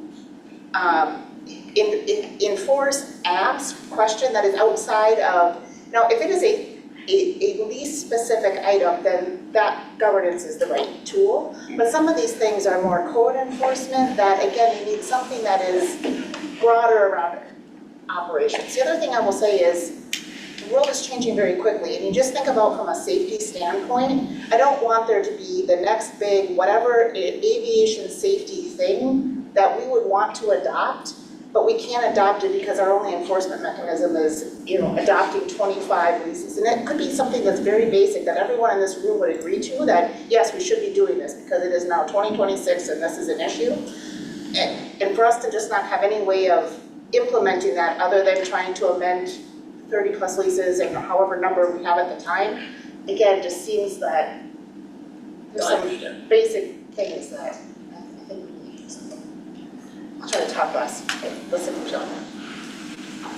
I like listening too. I think Mr. Speaker's point is germane that this could get out of hand. On the other hand, I like the point that we have to have some kind of regulation here because we have some issues that we're going to be bringing up that might fall under these guidelines that would be addressed if the guidelines were to directly address it. The FAA's definition of proper hangar use is that you have an airplane in your hangar. So when we talk about 50%, I don't know what percent is an airplane in your hangar. My colleague, Mr. Steeler, has an airplane and a half in his hangar. I don't know that he uses 50% of his floor space or how we define what 50% is. So I'm a little worried about that a little bit. I have 2 motorcycles in my hangar. Well, I have a number of aircraft in my hangar. Well, I think the argument could be made that I'm using more than 50% of my hangar for airplanes. I don't think that's a problem with anybody here.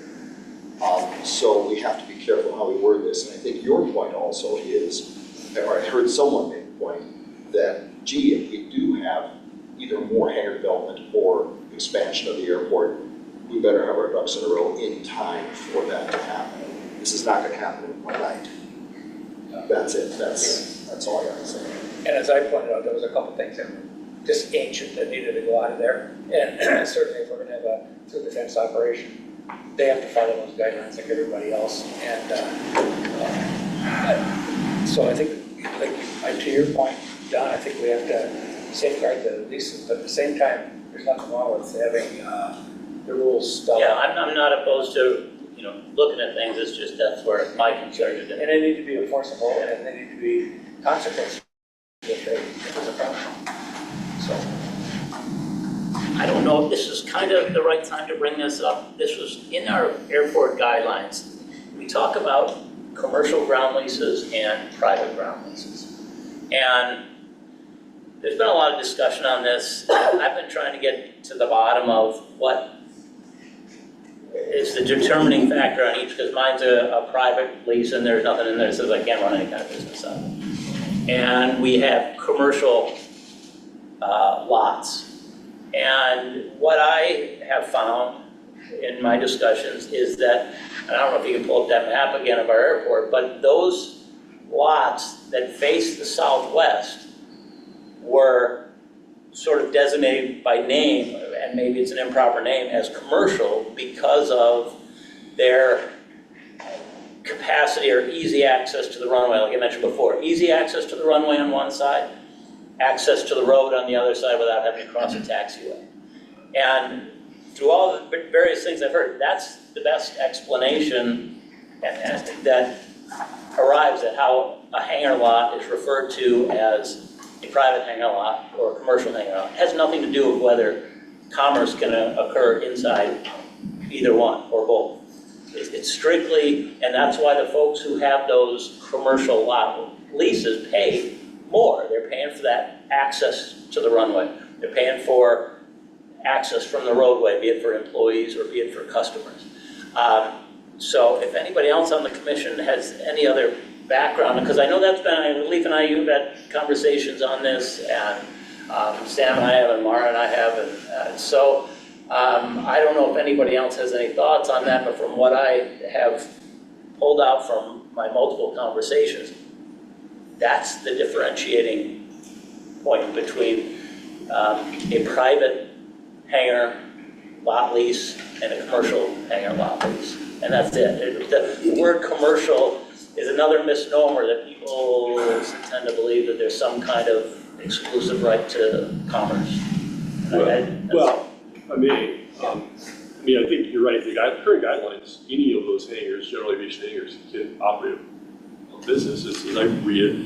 But, point two, said hangars with access in front of the runway, 2B is must be an established business. I saw that in there too, that it must be. And so and this is something we'll get into when we get into fine tuning this thing, but okay, let's say someone leases the ground lease for a commercial business and builds their business and runs it, and the business doesn't succeed. And they said, you know what, I've got 4 planes, I couldn't run my business, it's just gonna kind of, and he's paying the higher lease rent for that prime location.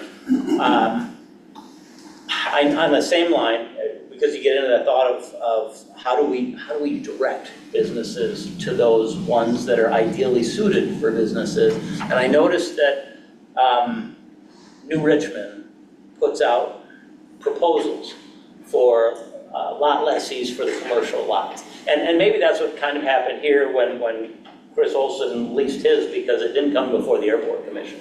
I know that he worked with the city directly. It came before the Airport Commission once, and we asked questions, and he preferred to negotiate straight with the city for his lease. So the Airport Commission never got even an opportunity to review. But in your concern of sort of protecting those specific lots to be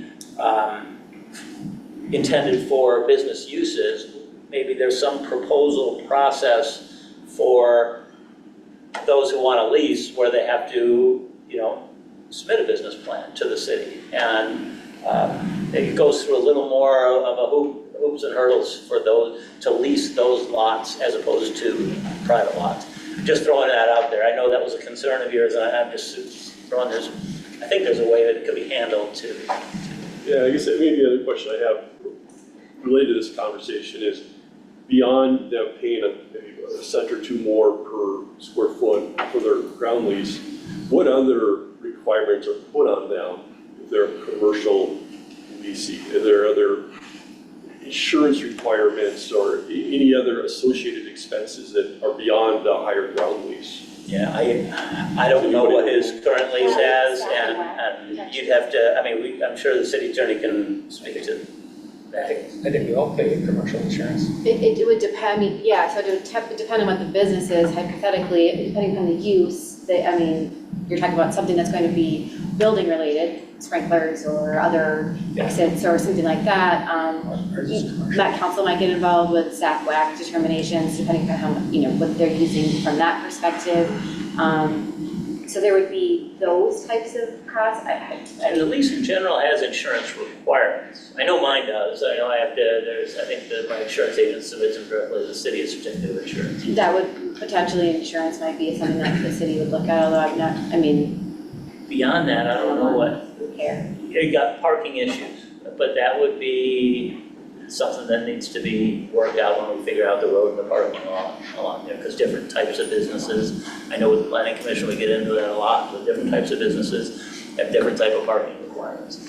And When the parachutists were out there, there was a lot of cars here, because people were coming and going all the time to go jump. And our parking lot frankly was inadequate for that, but that's not the fault of the business necessarily. Right, as opposed to an engine shop, you know, if Bulldog happens up, they don't have that same issue. You got employees, but you don't have customers they driving. So that's something that needs to be thought about, I suppose, as we go down that row of hanging. So, anyway, I only brought that up because that commercial versus private kind of comes up in that guidelines, and it keeps coming up, and I wanted to make sure it was talked about. Can we move on from, I guess. or we need a motion to go somewhere, or we? No, there wasn't, the intent was discussion and to allow council to hear what the Okay. commission had to say about it. I mean, this, not heading the ball, this will go before council because it's their decision, and, but it will be very similar to what we talked about tonight, just with a little bit more detail around the options for, if you want to move forward with the guidelines, how do you, what would you like, how would you like to do that? I don't mean to belabor this point, and if you want us to move on, I'll be No. respectful of time. I think we could, I would personally benefit from just hearing from where council is on this idea, any questions council may have of the airport commission specifically on this topic. And then I'd like to hear from everybody about what is your preferred approach? So if it is, okay, we need to embark on this project, what is our preferred approach? Airport commission, would you prefer to take this on yourselves? Are you open to us working with a consultant? I mean, how do we get to this answer if it If the is? consultant costs $125,000 They always do. cents, then I would It will. have some worries about that. I don't know if it's a well-spent amount of money, and we frankly know quite a bit about aviation here. And other airports, I have a hangar in Richmond and patterned it after other airports too, we want to reinvent the wheel. The other thing I want to remind everybody about it, this kind of ties into your argument too, that it's leased land, but it's private property on leased land. And as long as I have an airplane in my hangar, I am following the intent of the lease, which is to house an airplane. After that, if I want to shear sheep in the back, I can go ahead and do that. I mean, that's not, unless the hauling in of sheep or the removal of sheep wool would be a problem at the airport. Maybe a Airport operations, I'm using it as an outrageous, purposely ridiculous, option, but I'm just saying, it's private property on public land, and that's one thing we have to remember also. I think we should, if you want direction on this, maybe we should embark working with city staff or city attorney on creating our own guidelines. I don't know that we have the expertise. I know that's an option, but I'm gonna be honest with you. I mean, Is it possible to, I don't know, I mean, I'm or assuming we there's have other a bunch of airports other that have these examples. guidelines, New Yeah. Richmond has, Start and we with can that. start with a half dozen of ones that Sure. exist as a starting point and boil it down from there. Frankly, I think the through the fence permit is going to drive a little bit of this, because at that point, then MnDOT is going to be much more interested in what's in this document. So if that's something that's moving forward, then probably the level of expertise needed is just frankly going to be higher. That will definitely be higher. That's a whole new animal, this through the fence thing. I would start this process without that. I will also say there's some benefit of having the expertise coming to the table to guide the process, right? So these things exist in other cities, but also somebody who is skilled at facilitating the discussion and hearing from stakeholders and pulling that into some common recommendations of what's workable, what's not workable. I'll just say dispute resolution is incredibly time consuming. And so maybe a process upfront that involves an independent third party who's able to identify sticking points and then facilitate walking through those sticking points is going to get us a better answer faster that we are all much happier with, and we spend less time fighting over. I would agree with the mayor on that. I think it has to be a third-party person and let's at least get some quotes on what that would cost us. If it's $100,000, yeah, then, you can circle back and try to come up with something, but it seems like that's gonna be fair. It's gonna be third-party, that doesn't know the ins and outs, what's history going on here. So that's something city staff will pursue in the short term, looking into. If that's what the direction from the majority of the council is, to go and at least get quotes to know what that would cost and what that would look like. Yeah, I think it's, That- at least find out what the cost is. Other Yeah. council members, other questions or just on this broader topic overall? Yeah, I mean, I think we absolutely have to have a guiding document of what is gospel. You know, when we come into challenging times, versus to your point, you know, variety of different leases. Preferably it would be put together by a third party, you know, or a collection of stakeholders. I had coffee earlier this week with a couple of hangar owners, and they suggested, you know, maybe it's a small group or, you know, just a subcommittee of folks that, you know, would work on this project. So I think, you know, there's a variety of options depending on what those quotes come back. I think a subcommittee is going to be absolutely required. I think maybe the question is whether that's led by staff or whether that's led by a third party. Might be but getting that stakeholder feedback and kind of working through some of these sticking points, identifying, I think there's going to be many things that are just like no-brainers. Yes, this is just what we should do, and then let's identify those handful of sticking points or a couple handfuls of sticking points, whatever that is, and try to navigate through that. Okay? Everybody, all right. Next agenda item, number 10. There were two things I thought would be worthy of bringing up while the city council is here, because newer council members may not be up to speed on some of the things in the current south end private hangar lots. There's 3 lots that are leased but not yet built. And there's been kind of a stalemate between the city, and I wanted just to myself get up to speed with where things are at. Has that changed at all? Are we still in a stalemate or what? Is it a stalemate? When I I hear don't- stalemate, I feel like maybe the city's holding something up. Is it that, or is it just they're just not moving forward? What's the nature of the None of them have delay or- applied for building permits to move forward. 2 of them are vacant lots, I included pictures, and the third one was being used to store construction equipment and an RV. Is there language in the lease? Because I thought when I signed my lease, I had 12 months to get into the permit. So can I weigh in on that? Yeah. That's yet another example of where guidelines would be, better guidelines would be helpful and instrumental. Unfortunately, the language in the lease is complicated at best. We can certainly, and I know I've had a conversation with the mayor and with Councilmember Husnick about this, we can do some things to, try to find them in default of their lease, but it's going to be tricky. Because I always thought it was a gentleman's agreement because the runway wasn't paved. That if you had a leased lot there, you got a grace period. But after the runway was paved, I thought the language back in the lease would have some bite. This occurred in 2008 during the real estate crisis when the economy was just tanking. And we had a 2-year period to build a hangar. And we at the Airport Commission at that time, I believe it's still in minutes, decided that we were going to suspend the 2-year requirement to build a hangar because nobody was building everything, everybody was running for the hills.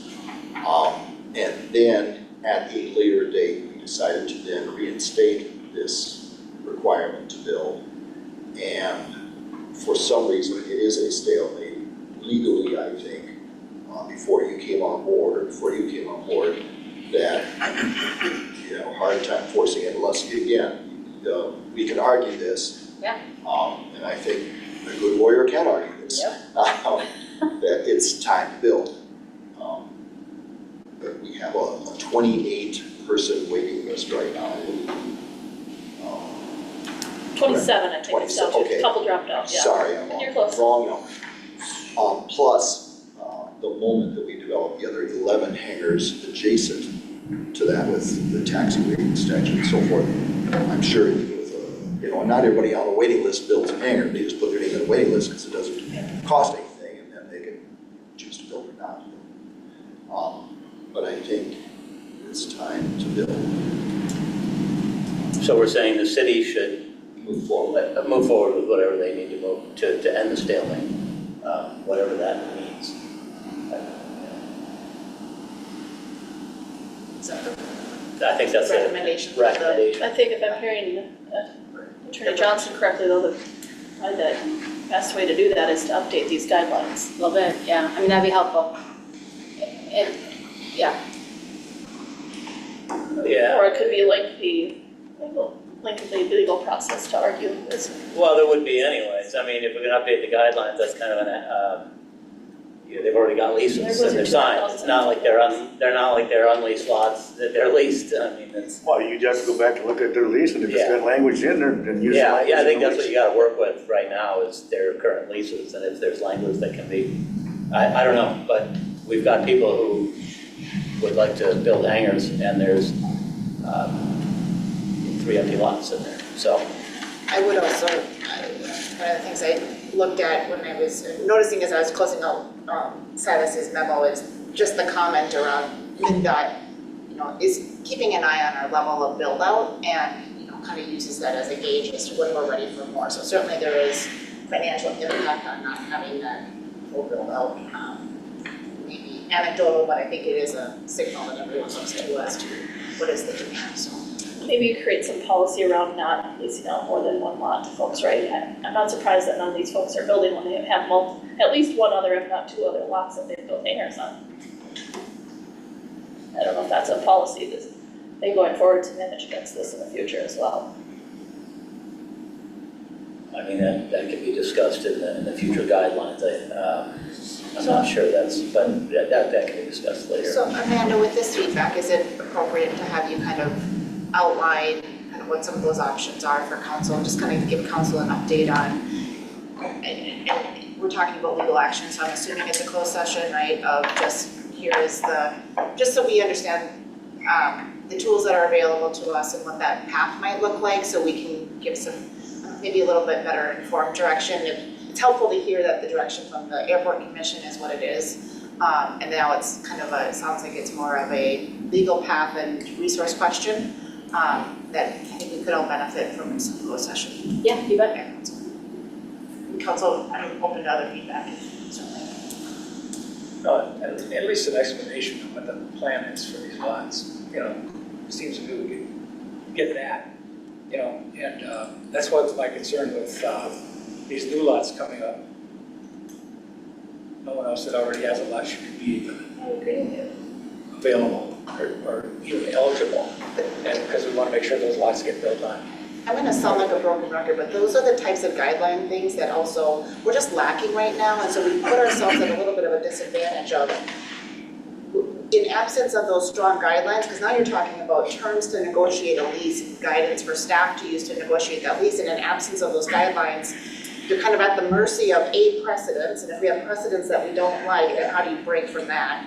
And then, so, I don't mean to keep pounding this, but it does start to, this is kind of where, again, this topic has to keep coming up, so. The next item I had on here, which we kind of already touched on, was because I thought council, if they're not aware of these kind of challenges that we have with the 9 or 11 lots to the south and what it takes to get those built out. And one of the things I wanted to talk about was the fees. Like, I know in the CIP proposal, that was it $600,000 almost, something like that, to build out the taxiways for those hangars, that group of hangars. That includes all utilities going in there.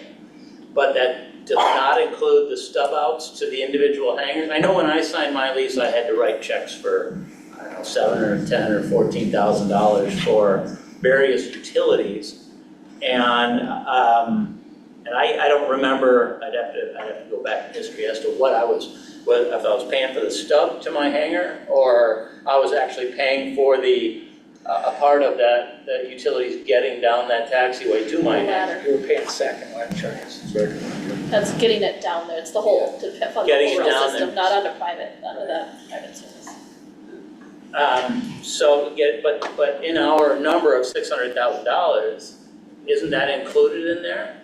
Well, the main. So what's The included main, is, okay. is the main and then the ability to connect, so that you're not disrupting the main if you choose to build and connect.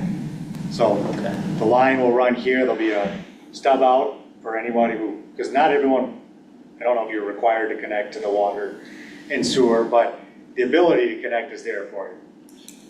That That's how you included with connect- 600,000. Correct. But for me to connect is Well, others. you still have to pay a contractor to protect your hangar, Well, I know I had to do that, but I mean, I had to pay the city.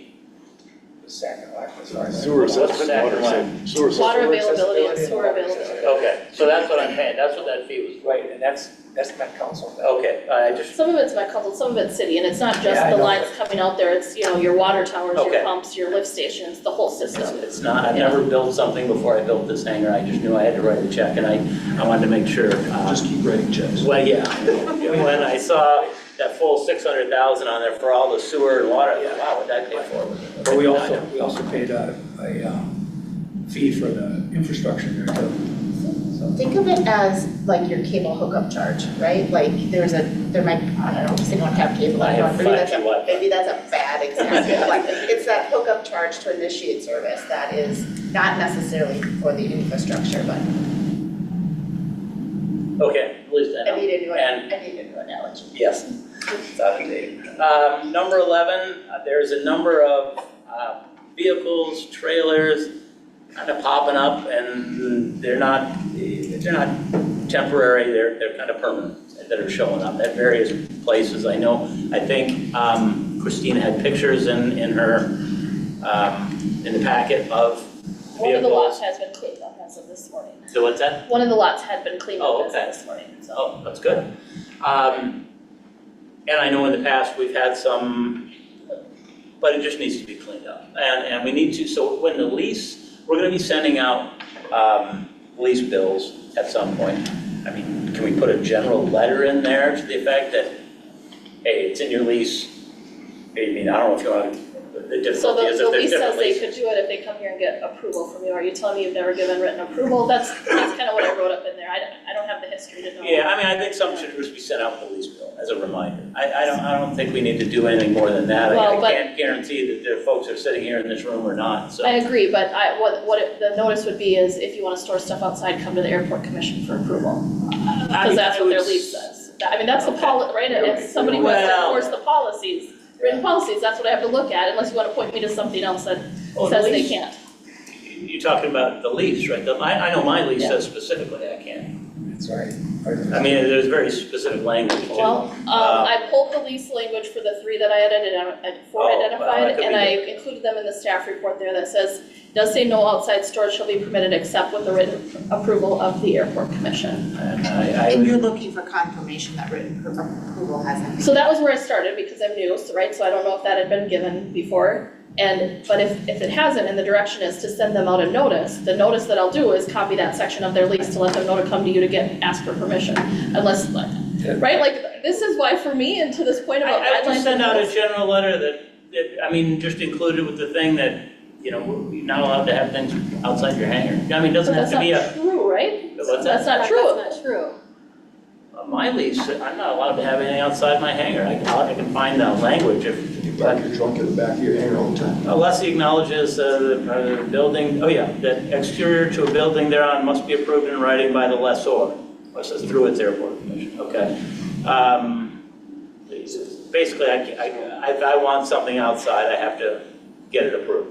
So that's what you're saying, yeah. But I think the problem is we have stuff that's permanently sitting out there, some of it's been there for a year or more. Yeah. And the other issue too is that some of it is was on leased property, it's already there, but some of it's sitting on public property. Yeah, so Something- and when I was looking at those guidelines from other airports, I think it was Winstead, for example, says you can't have anything parked outside your hangar, any vehicles, trailers, whatever, for more than 30 days. So again, like, I don't know that we have those rules here, right? Like, point me to the rule and I will write a letter to these folks, and that's been our challenge. Not just, you don't want it to be there, that's one opinion, but point me to the written documentation so I can cite it to them. I'm not To make sure them why move we're it. differentiating from the airport to regular other public property. Yeah, I was gonna say that we do have code provisions around outdoor Exactly. storage. We would never allow So this. now we are applying the zoning But code to the that's airport. a Sometimes I whole- can't keep track. Correct, Well, that's a it's- whole nother can of worms that we don't have memos for that tonight. But that's the question is how we apply zoning code to the airport. The point is, we wouldn't allow this anywhere on the public land, anywhere in the city of Forest Lake. It just wouldn't happen. They'd be gone in a day. because we have a code provision and now after the council, you passed it, a whole bunch of new things around trying to sort of essentially, code enforcement cleanup, just from weeds to outdoor storage. One of the issues is sort of clarity around what parts of the code are enforceable at the airport and what parts of code is the airport somehow sort of exempt from. That has not been clear historically on a staff level. My understanding is previously there was a perspective that zoning code didn't apply to the airport and some other aspects of code. So obviously we're always going to keep beating this dead horse, but that's why these guidelines are important, because they help to spell out all of the things. And then from that perspective too, maybe it's not something that the airport commission needs to be involved in. Code enforcement is just somebody can pick up the phone and call staff and say, hey, we've got junk here, just like we've got junk someplace else, just like we've got lawn weeds someplace else. And that can be managed through abatement, that can be managed through administrative citations. There's a lot of tools that are at the city's disposal to deal with these things. Because the building codes are enforceable through the city enforcement, the state of Minnesota, and they overlap. I mean, there's no changes there. So I guess I didn't understand why that. Okay. Anybody, any other thoughts on this topic before we go to Pat? I guess maybe one thing it would just be helpful to just have so I'm assuming, but I'm not seeing full heads nodding, but I'm assuming from what I'm hearing that the airport commission is very much in favorable of increased enforcement of outdoor storage, right? I just want to, I think it's valuable to have that acknowledged and point in time and okay. Number 12, Pat, everyone. I probably didn't have to get up, but I wanted to stretch. For those of you who don't know me, I'm Pat Everland, and I am the current EAA chapter president at the airport, which means I'm in charge of the pancake breakfast. And so the EAA pancake breakfast is going to be Saturday, August 17th. We're going to do the same thing we did last year, with the exception that we're not going to do Young Eagles rides at the pancake breakfast this year. We're actually going to schedule it for the weekend after. Just safety concerns and lots of traffic and things like that. And the kids will get a better experience too if it's one-on-one on that day and things like that. So we just made a decision to separate it by a weekend. We're going to do that in conjunction with another chapter who does this a lot, so we'll have tons of resources that way, just like last year. We'd be looking to the city to provide what they did last year. You guys have been great in the past to bring us the picnic tables and the orange cones. I know that Dan Undum usually took care of that. I know he's no longer here. So Yes, you'll have to send me an email so I know, because I wasn't here. Christina, you'd probably be my contact there. Okay. I can get you a list. And then Porta Johns, there was 2 Porta Johns, and then the cones and the picnic tables. I think that was really it. So pretty simple on that part. We do ask that we try to get it mowed, the airport mowed just prior to that for safety, for parking airplanes and people walking around and things like that. We are going to have the Civil Air Patrol there again, parking airplanes. That's always been a great partnership. We usually get the Cub Scout or the Boy Scouts out there to help park cars, part of their service, part of their civil service badge, so that it's always fun to see them out there too. We do provide free meals to service members and anybody in uniform. So if the cops stop out and the guys on that day or whatever, we feed them, and also on military, active duty military, we provide free meals for them. So I think I don't have the exact numbers, I couldn't find them from last year, but we served somewhere in the neighborhood of like 70 free meals last year.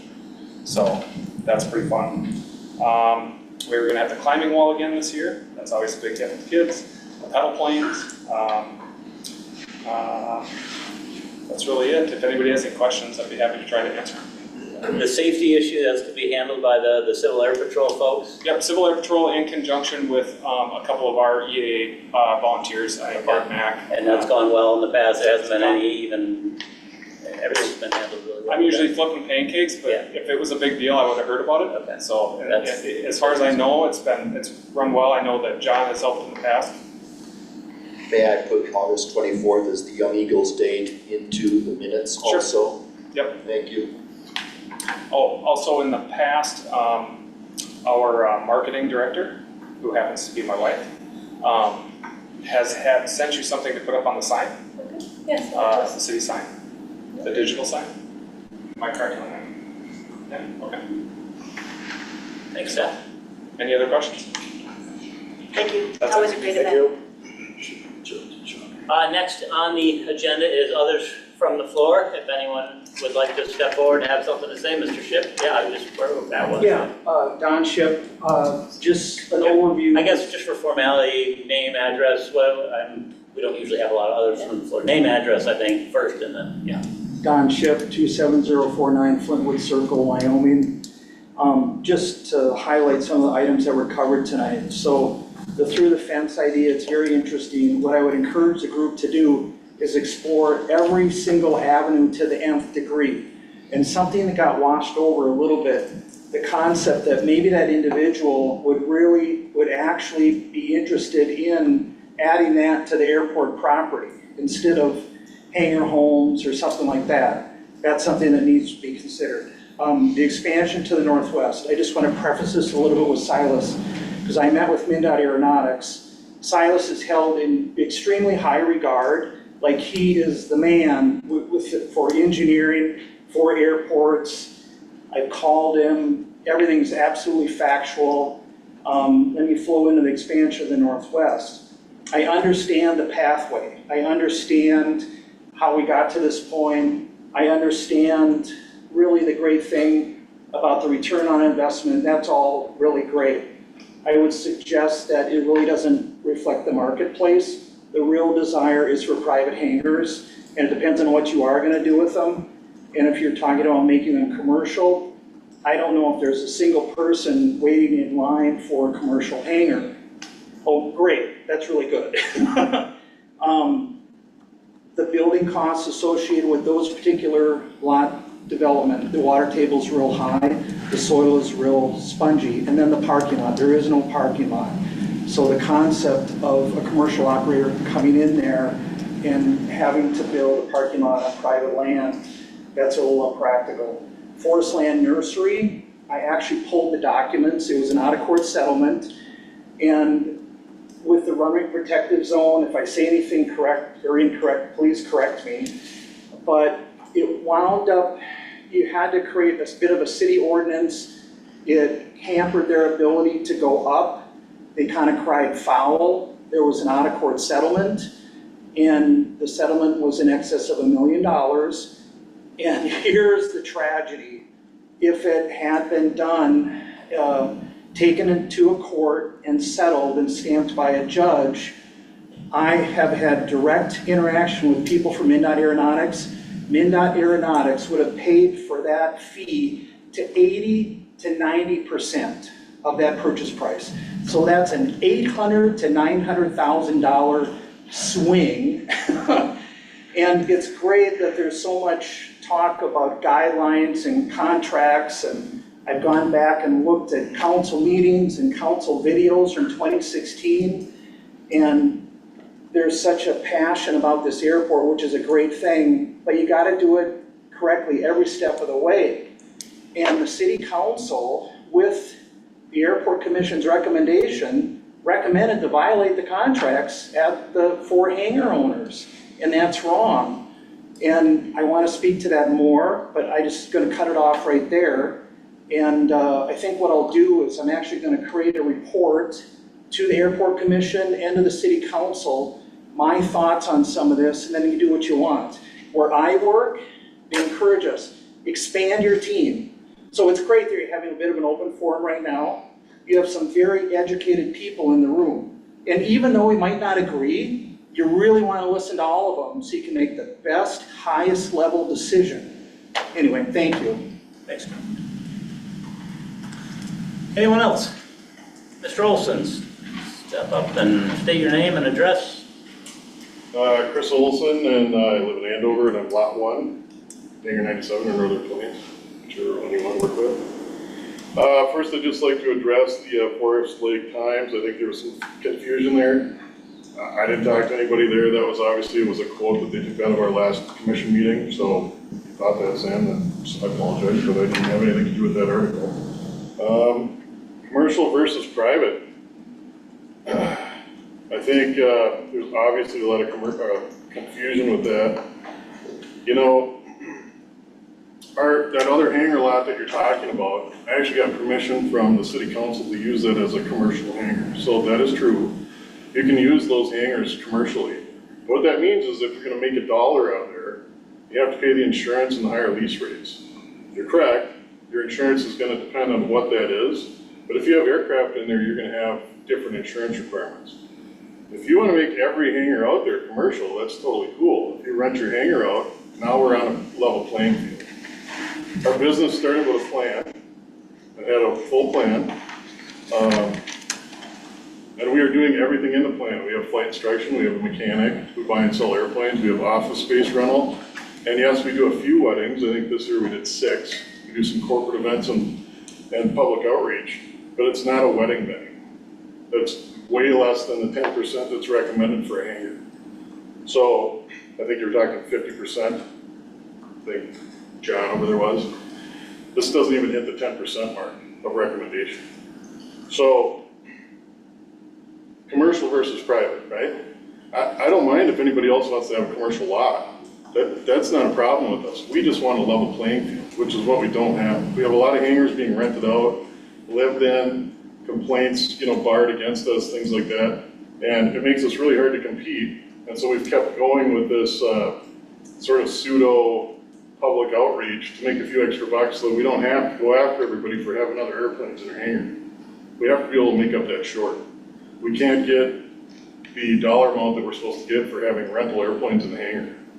We have documented evidence of people, advertising in, you name it, Facebook, Craigslist, all this stuff, putting ads out. And we'll even get them to call us and they'll putter by our hangar and then we'll see them in another hangar down there. You can't compete with that.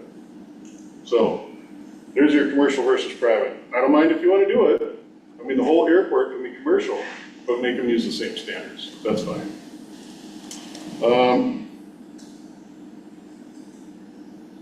The negotiations with the city, we certainly didn't lock out the airport commission.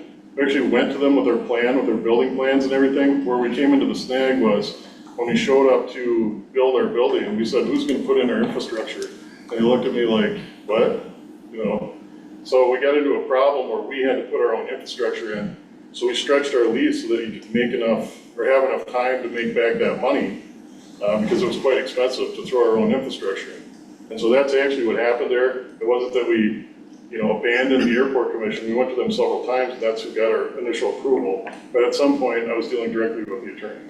So just to clear that up. Empty lots, okay. I have one of those empty lots. I would love to build on the empty lot. We have no minimum standards, which she talked about. This is a big deal. These hangars, to build these hangars is really expensive and it comes out of all of our pockets.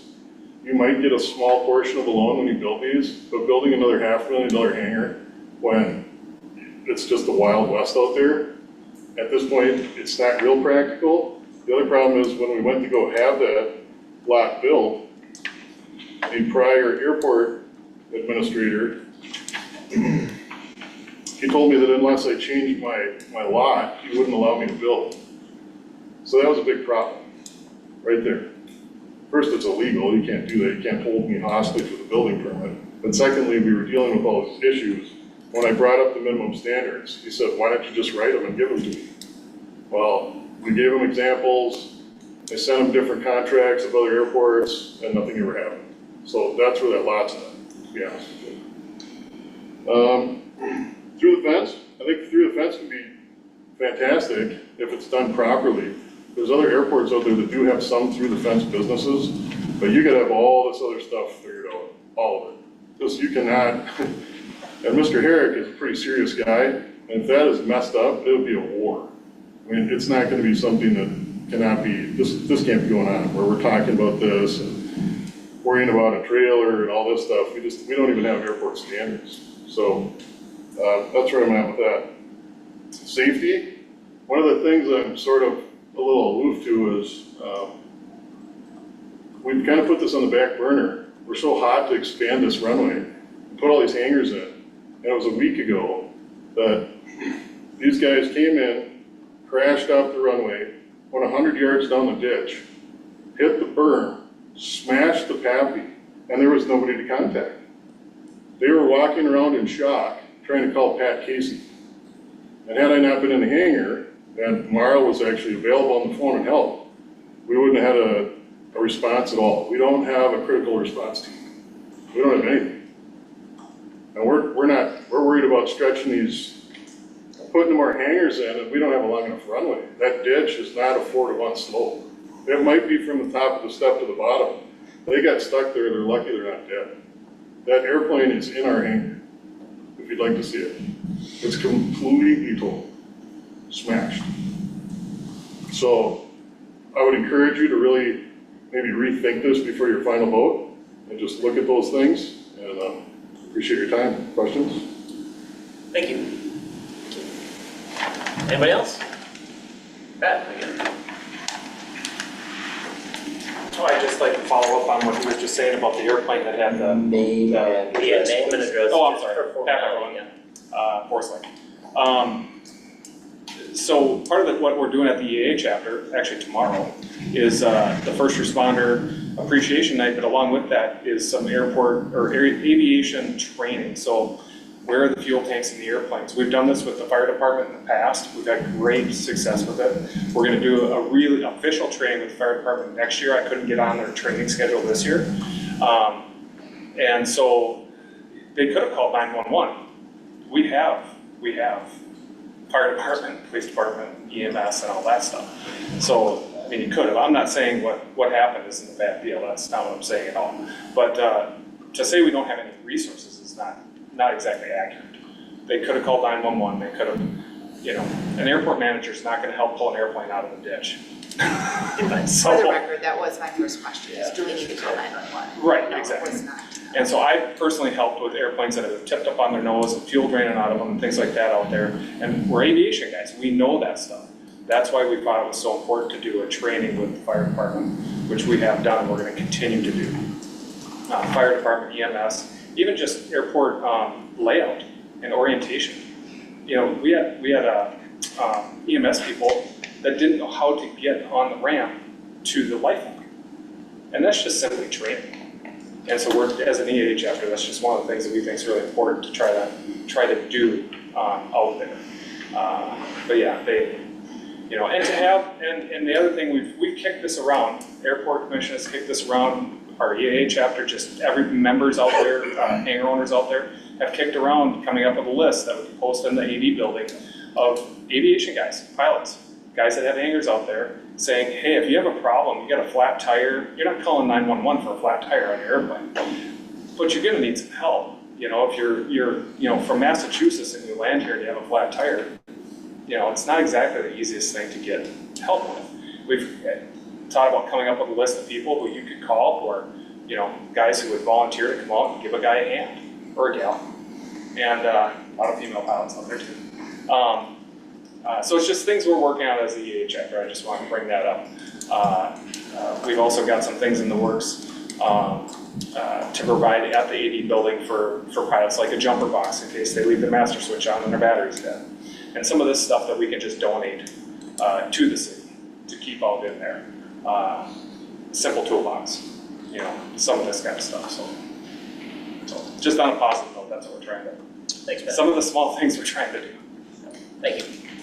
Anybody else?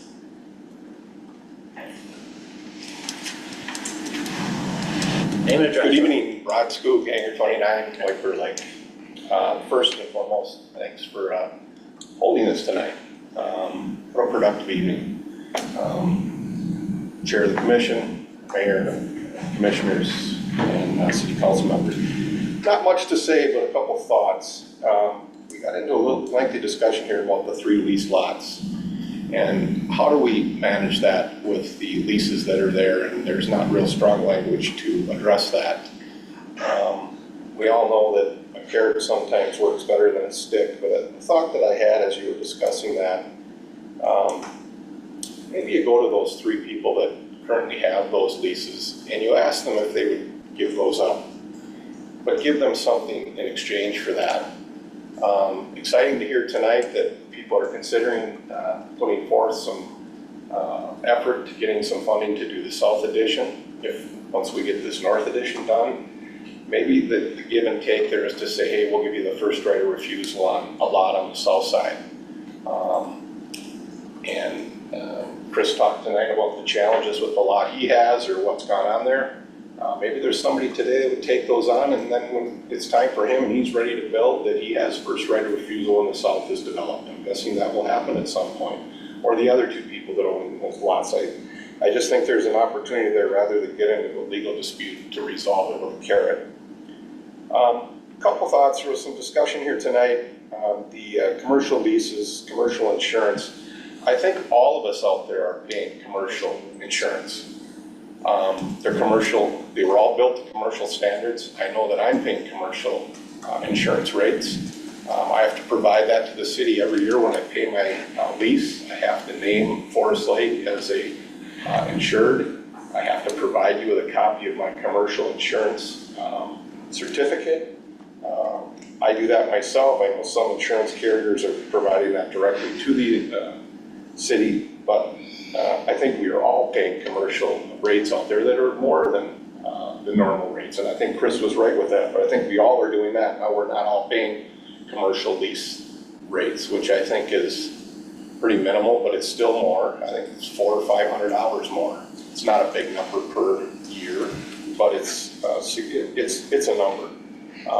Those were the 2 things that really stuck out. I could have went into some other things, but the biggest one for me was the leases, and I think there's an opportunity there to maybe resolve that without a legal dispute. Thank you. Thank you. Anybody else? You can come up again. Yeah, I just want to sit on this. I appreciate that with Rob, what he said. I actually brought that up with Dan, that there was supposed to be a commercial list, right? Can we be first on this commercial list that you don't have? And he poo-pooed the idea. So we have obviously not wanted to do more business in amongst the private hangars, and that just never happened. And just to give you an idea, our insurance runs about 20 grand a year, because once you have somebody else's, you go commercial, you actually make $1 and you rent out, it's quite expensive. You need a hangar keeper's policy and a general liability policy. So it's very expensive. Thank you. Thank you. Anybody else? We'll go with the gentleman in the back first. Hi, thank you. Doug Shipp. I live in Columbus. I operate out of hangar number 9. I appreciate being here to witness your discussions about the minimum aviation use standards, and hopefully we can get to some agreement on what that should be. I think that residential use of the current hangars out there should be discouraged. We know what's happening, and it has to be discouraged. That's not the purpose or intent. But having guidelines is a great thing. I would love to be able to move into Hangar 9, sell my property in Columbus, and save 2/3 of my taxes annually. But I know that's the wrong thing to do, so I'm not gonna do it. I've heard it said recently that anyone may rent space in their hangar. And I don't know that that's exactly true, particularly in my case, because hangar number 9 does not have commercial insurance on it. In fact, I confirmed this with my agent recently, and she said, I can't tell you how many people discover that they are not covered at the wrong time, and that's the time of their claim. And it's not limited to airport hangars, she said. It's wide open to any building that somebody rents space out. She said, the minute you enter into some sort of a rental agreement with somebody, you really need to have your policy reviewed to make sure that you are covered. So I urge everyone who owns a hangar, if they are renting a space, they better check their policy and make sure they're covered. Because it's not an automatic. I'd like to talk about ground maintenance a little bit. The ditch between the runway and the taxiway has really tall weeds. Really tall weeds scare me because they attract wildlife, particularly deer. We've seen deer beds down in there. The last thing I want to do is hit a deer when I'm full power going down the runway. And I'm wondering if maybe that can be maintained. I don't know if we can get a mower down in there. Certainly not now, it's too doggone wet. But if we could get that shorter, I think it would be a safer environment. It may seem like an odd time to talk about snow removal, but that has been an issue in the past. Now, 2 years ago, we had a monster winter, and we had all kinds of snow. And I understand it was difficult for the city to keep ahead of it, but I was impeded because I have a low-wing aircraft in number 9, and I couldn't get down the taxiway for about 6 weeks. I actually had to take my personal equipment out there. Now, granted, I did not contact anyone, but I did take my personal equipment out there. I know it's the wrong thing to do, it's the wrong way to go about it. But do we have some sort of a plan for snow removal? And if we don't, I'd like to see that. I'd kind of like to know what it is, so I know what to expect. And I don't need to bring my skid steer out there. And you're talking about beyond just plowing, it's more of removing the snow from, was it the issue on the sides of the road? Taxiway, edge to edge, Yeah. is fine for high-wing aircraft, but you have a low-wing aircraft, you gotta worry about the snowbanks on You need each the side. snowbanks to come down And as so well. ideally, you wanna snow blow those areas so you can remove it and throw it instead of putting it up on a bank. Noted. And will someone please update the contact information for the airport? And this is kind of similar to, okay, I've had an incident on the runway, I'm looking for the airport manager, who do I contact? This is not a 911 situation, everybody's okay, but I got an airplane in the ditch. Who can I call to help with this? I wouldn't call 911 for 2 reasons. You call 911 and you kind of employ all systems at that point. I'm thinking at that point of my pilot's certificate. I just had an incident, I'm in shock, I just need some help. Let's get the airplane out of the ditch, nobody got hurt, no big deal, right? If we could have a contact there. Because currently, I checked on ForeFlight, they list Patrick Casey as the airport manager. I just looked at that this morning, and the Minnesota Airport Directory currently has Dan Uncombe's email address, so maybe we can get those updated. Thank you. Thanks. Mr. Othership, Don Ship, you want? Yeah, Don Ship. I've asked Silas about the bank angle up the side of the runway in that basin between the runway and the taxiway. And the reason there's a basin, because there's a shortage of dirt. There's only so much dirt to work with, and so they did the best they can and tried to build it within specifications. And Silas, who told me it's within specifications, other people have told me it's outside of specifications. I don't really know. I suppose the tender request is that it's actually measured to really find out definitively whether it's within specifications or not. Even if it's within specifications, I actually took our Citabria out there and I put it on not even the steepest zone because I was too afraid to put it on the steepest zone. And I took a picture of it and we had to hold the wing so it wouldn't tip over. And we've actually had 2 aircraft go off the side of the runway into that area. So one, a tailwheel airplane went up on its nose. Now, the thing is, if that airplane had gone over on its back, it's possible those people would have died. And that was my dad and my brother. And we just had one last week. And that could have gone a lot worse than it did, but the aircraft is probably totaled. And then there was damage to the airport also. it's a very good idea to mow that area, if you ask me. So for instance, the person last week, they have all kinds of regrets about how they operated the airplane. They would like to take that back or go around or, never have done it in the first place. But as they're trying to actually get out of that area, and there was an attempt to do so, they were out, and I walked the whole ground, and I took pictures, and I was really able to definitely recreate it in my mind. And I got a little secondhand testimony from the aircraft operator about what they did. And, I don't agree with it. But as they're trying to make those split-second judgments, it would have been very beneficial if it would all have been mowed, because then they could have really seen the landscape and maybe made a better decision to ride that out. But if it was tapered more, that would definitely be better. The other thing is, if it were tapered better, you could actually mow that area a lot easier. And so it's kind of a big ask, and I'm definitely not in charge, and all these things have funding, limitations and so on, but it's definitely been a concern of mine. And for those that aren't in the know, so when the runway was paved in 2016, there was drain tile in the original project, and it got deleted in the hopes that it would drain, and it didn't.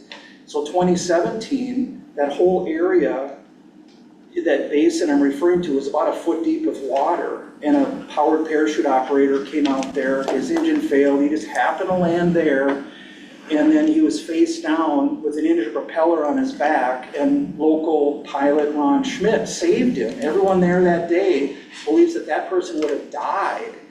Now, that has been rectified, and that's a very good thing, but that was definitely a hazard. The bank still remains a hazard, and I just posed the question about maybe what could be done. Different subject. Silas, you touched on this, and I understand the desire to take advantage of funding. That's a very good thing. There's a couple of variables here. One, you said there's a meeting on Monday, and there'll be further deliberation and an opportunity for you to learn all that you can. The other thing that you mentioned is potentially a phased approach of growing to the south. And I don't know how practical that is, but maybe part of the infrastructure is put in, and you have a similar funding ability for what's available, and you do part of the development to the south, so you still get the return on investment, and you go down that road to the south because that suits the marketplace better. But it's just an idea and a brainstorm. And you all are going to deliberate over that and do what you do, but it's just something that crossed my mind when you mentioned it. So, thank you again. Thank you. Anybody else? Anything? Okay, we'll, just before we adjourn, I'd like to just go around city council and commissioners. Anybody has anything additional comments or thoughts? Start with Lee, anything? Nothing more tonight. It's been a very informal, very helpful meeting. Just a couple points. Since we don't have an airport manager, I'm surprised that wasn't a discussion topic here today. I think that's lacking. That's the lack of I think my history that I understand is the first airport manager was a hangar opener right on the commission who basically volunteered his time. Then we had the assistant city administrator in that role. I think that's where a lot of these issues that everyone's talking about has come from, is not having someone specifically out there, whether it's part-time, quarter-time, full-time, to help with all these things. And so, maybe if we are going to go through this process of going through these guidelines, maybe it's a 6-month contract, but that's the airport manager who also manages it, but then helps us walk through these guidelines. Just a suggestion. Yeah. But thanks for the time having us here tonight. Yeah. Nothing more from me. Well, Mark? I'm good, thank you. Nothing from me. No, who said it all? Said it all? Said enough? Motion to adjourn. You don't even give me a chance. All right, so we have a motion to adjourn. A second? I'll second it. All in favor? Aye. Aye. We're adjourned at 9:09. Thank you, everybody. Thank you, everyone. So will we meet again July 3rd? That's your schedule, or do you push it back a month? No, since we push it back a month, or how's that We've gonna work? been going every other month, generally our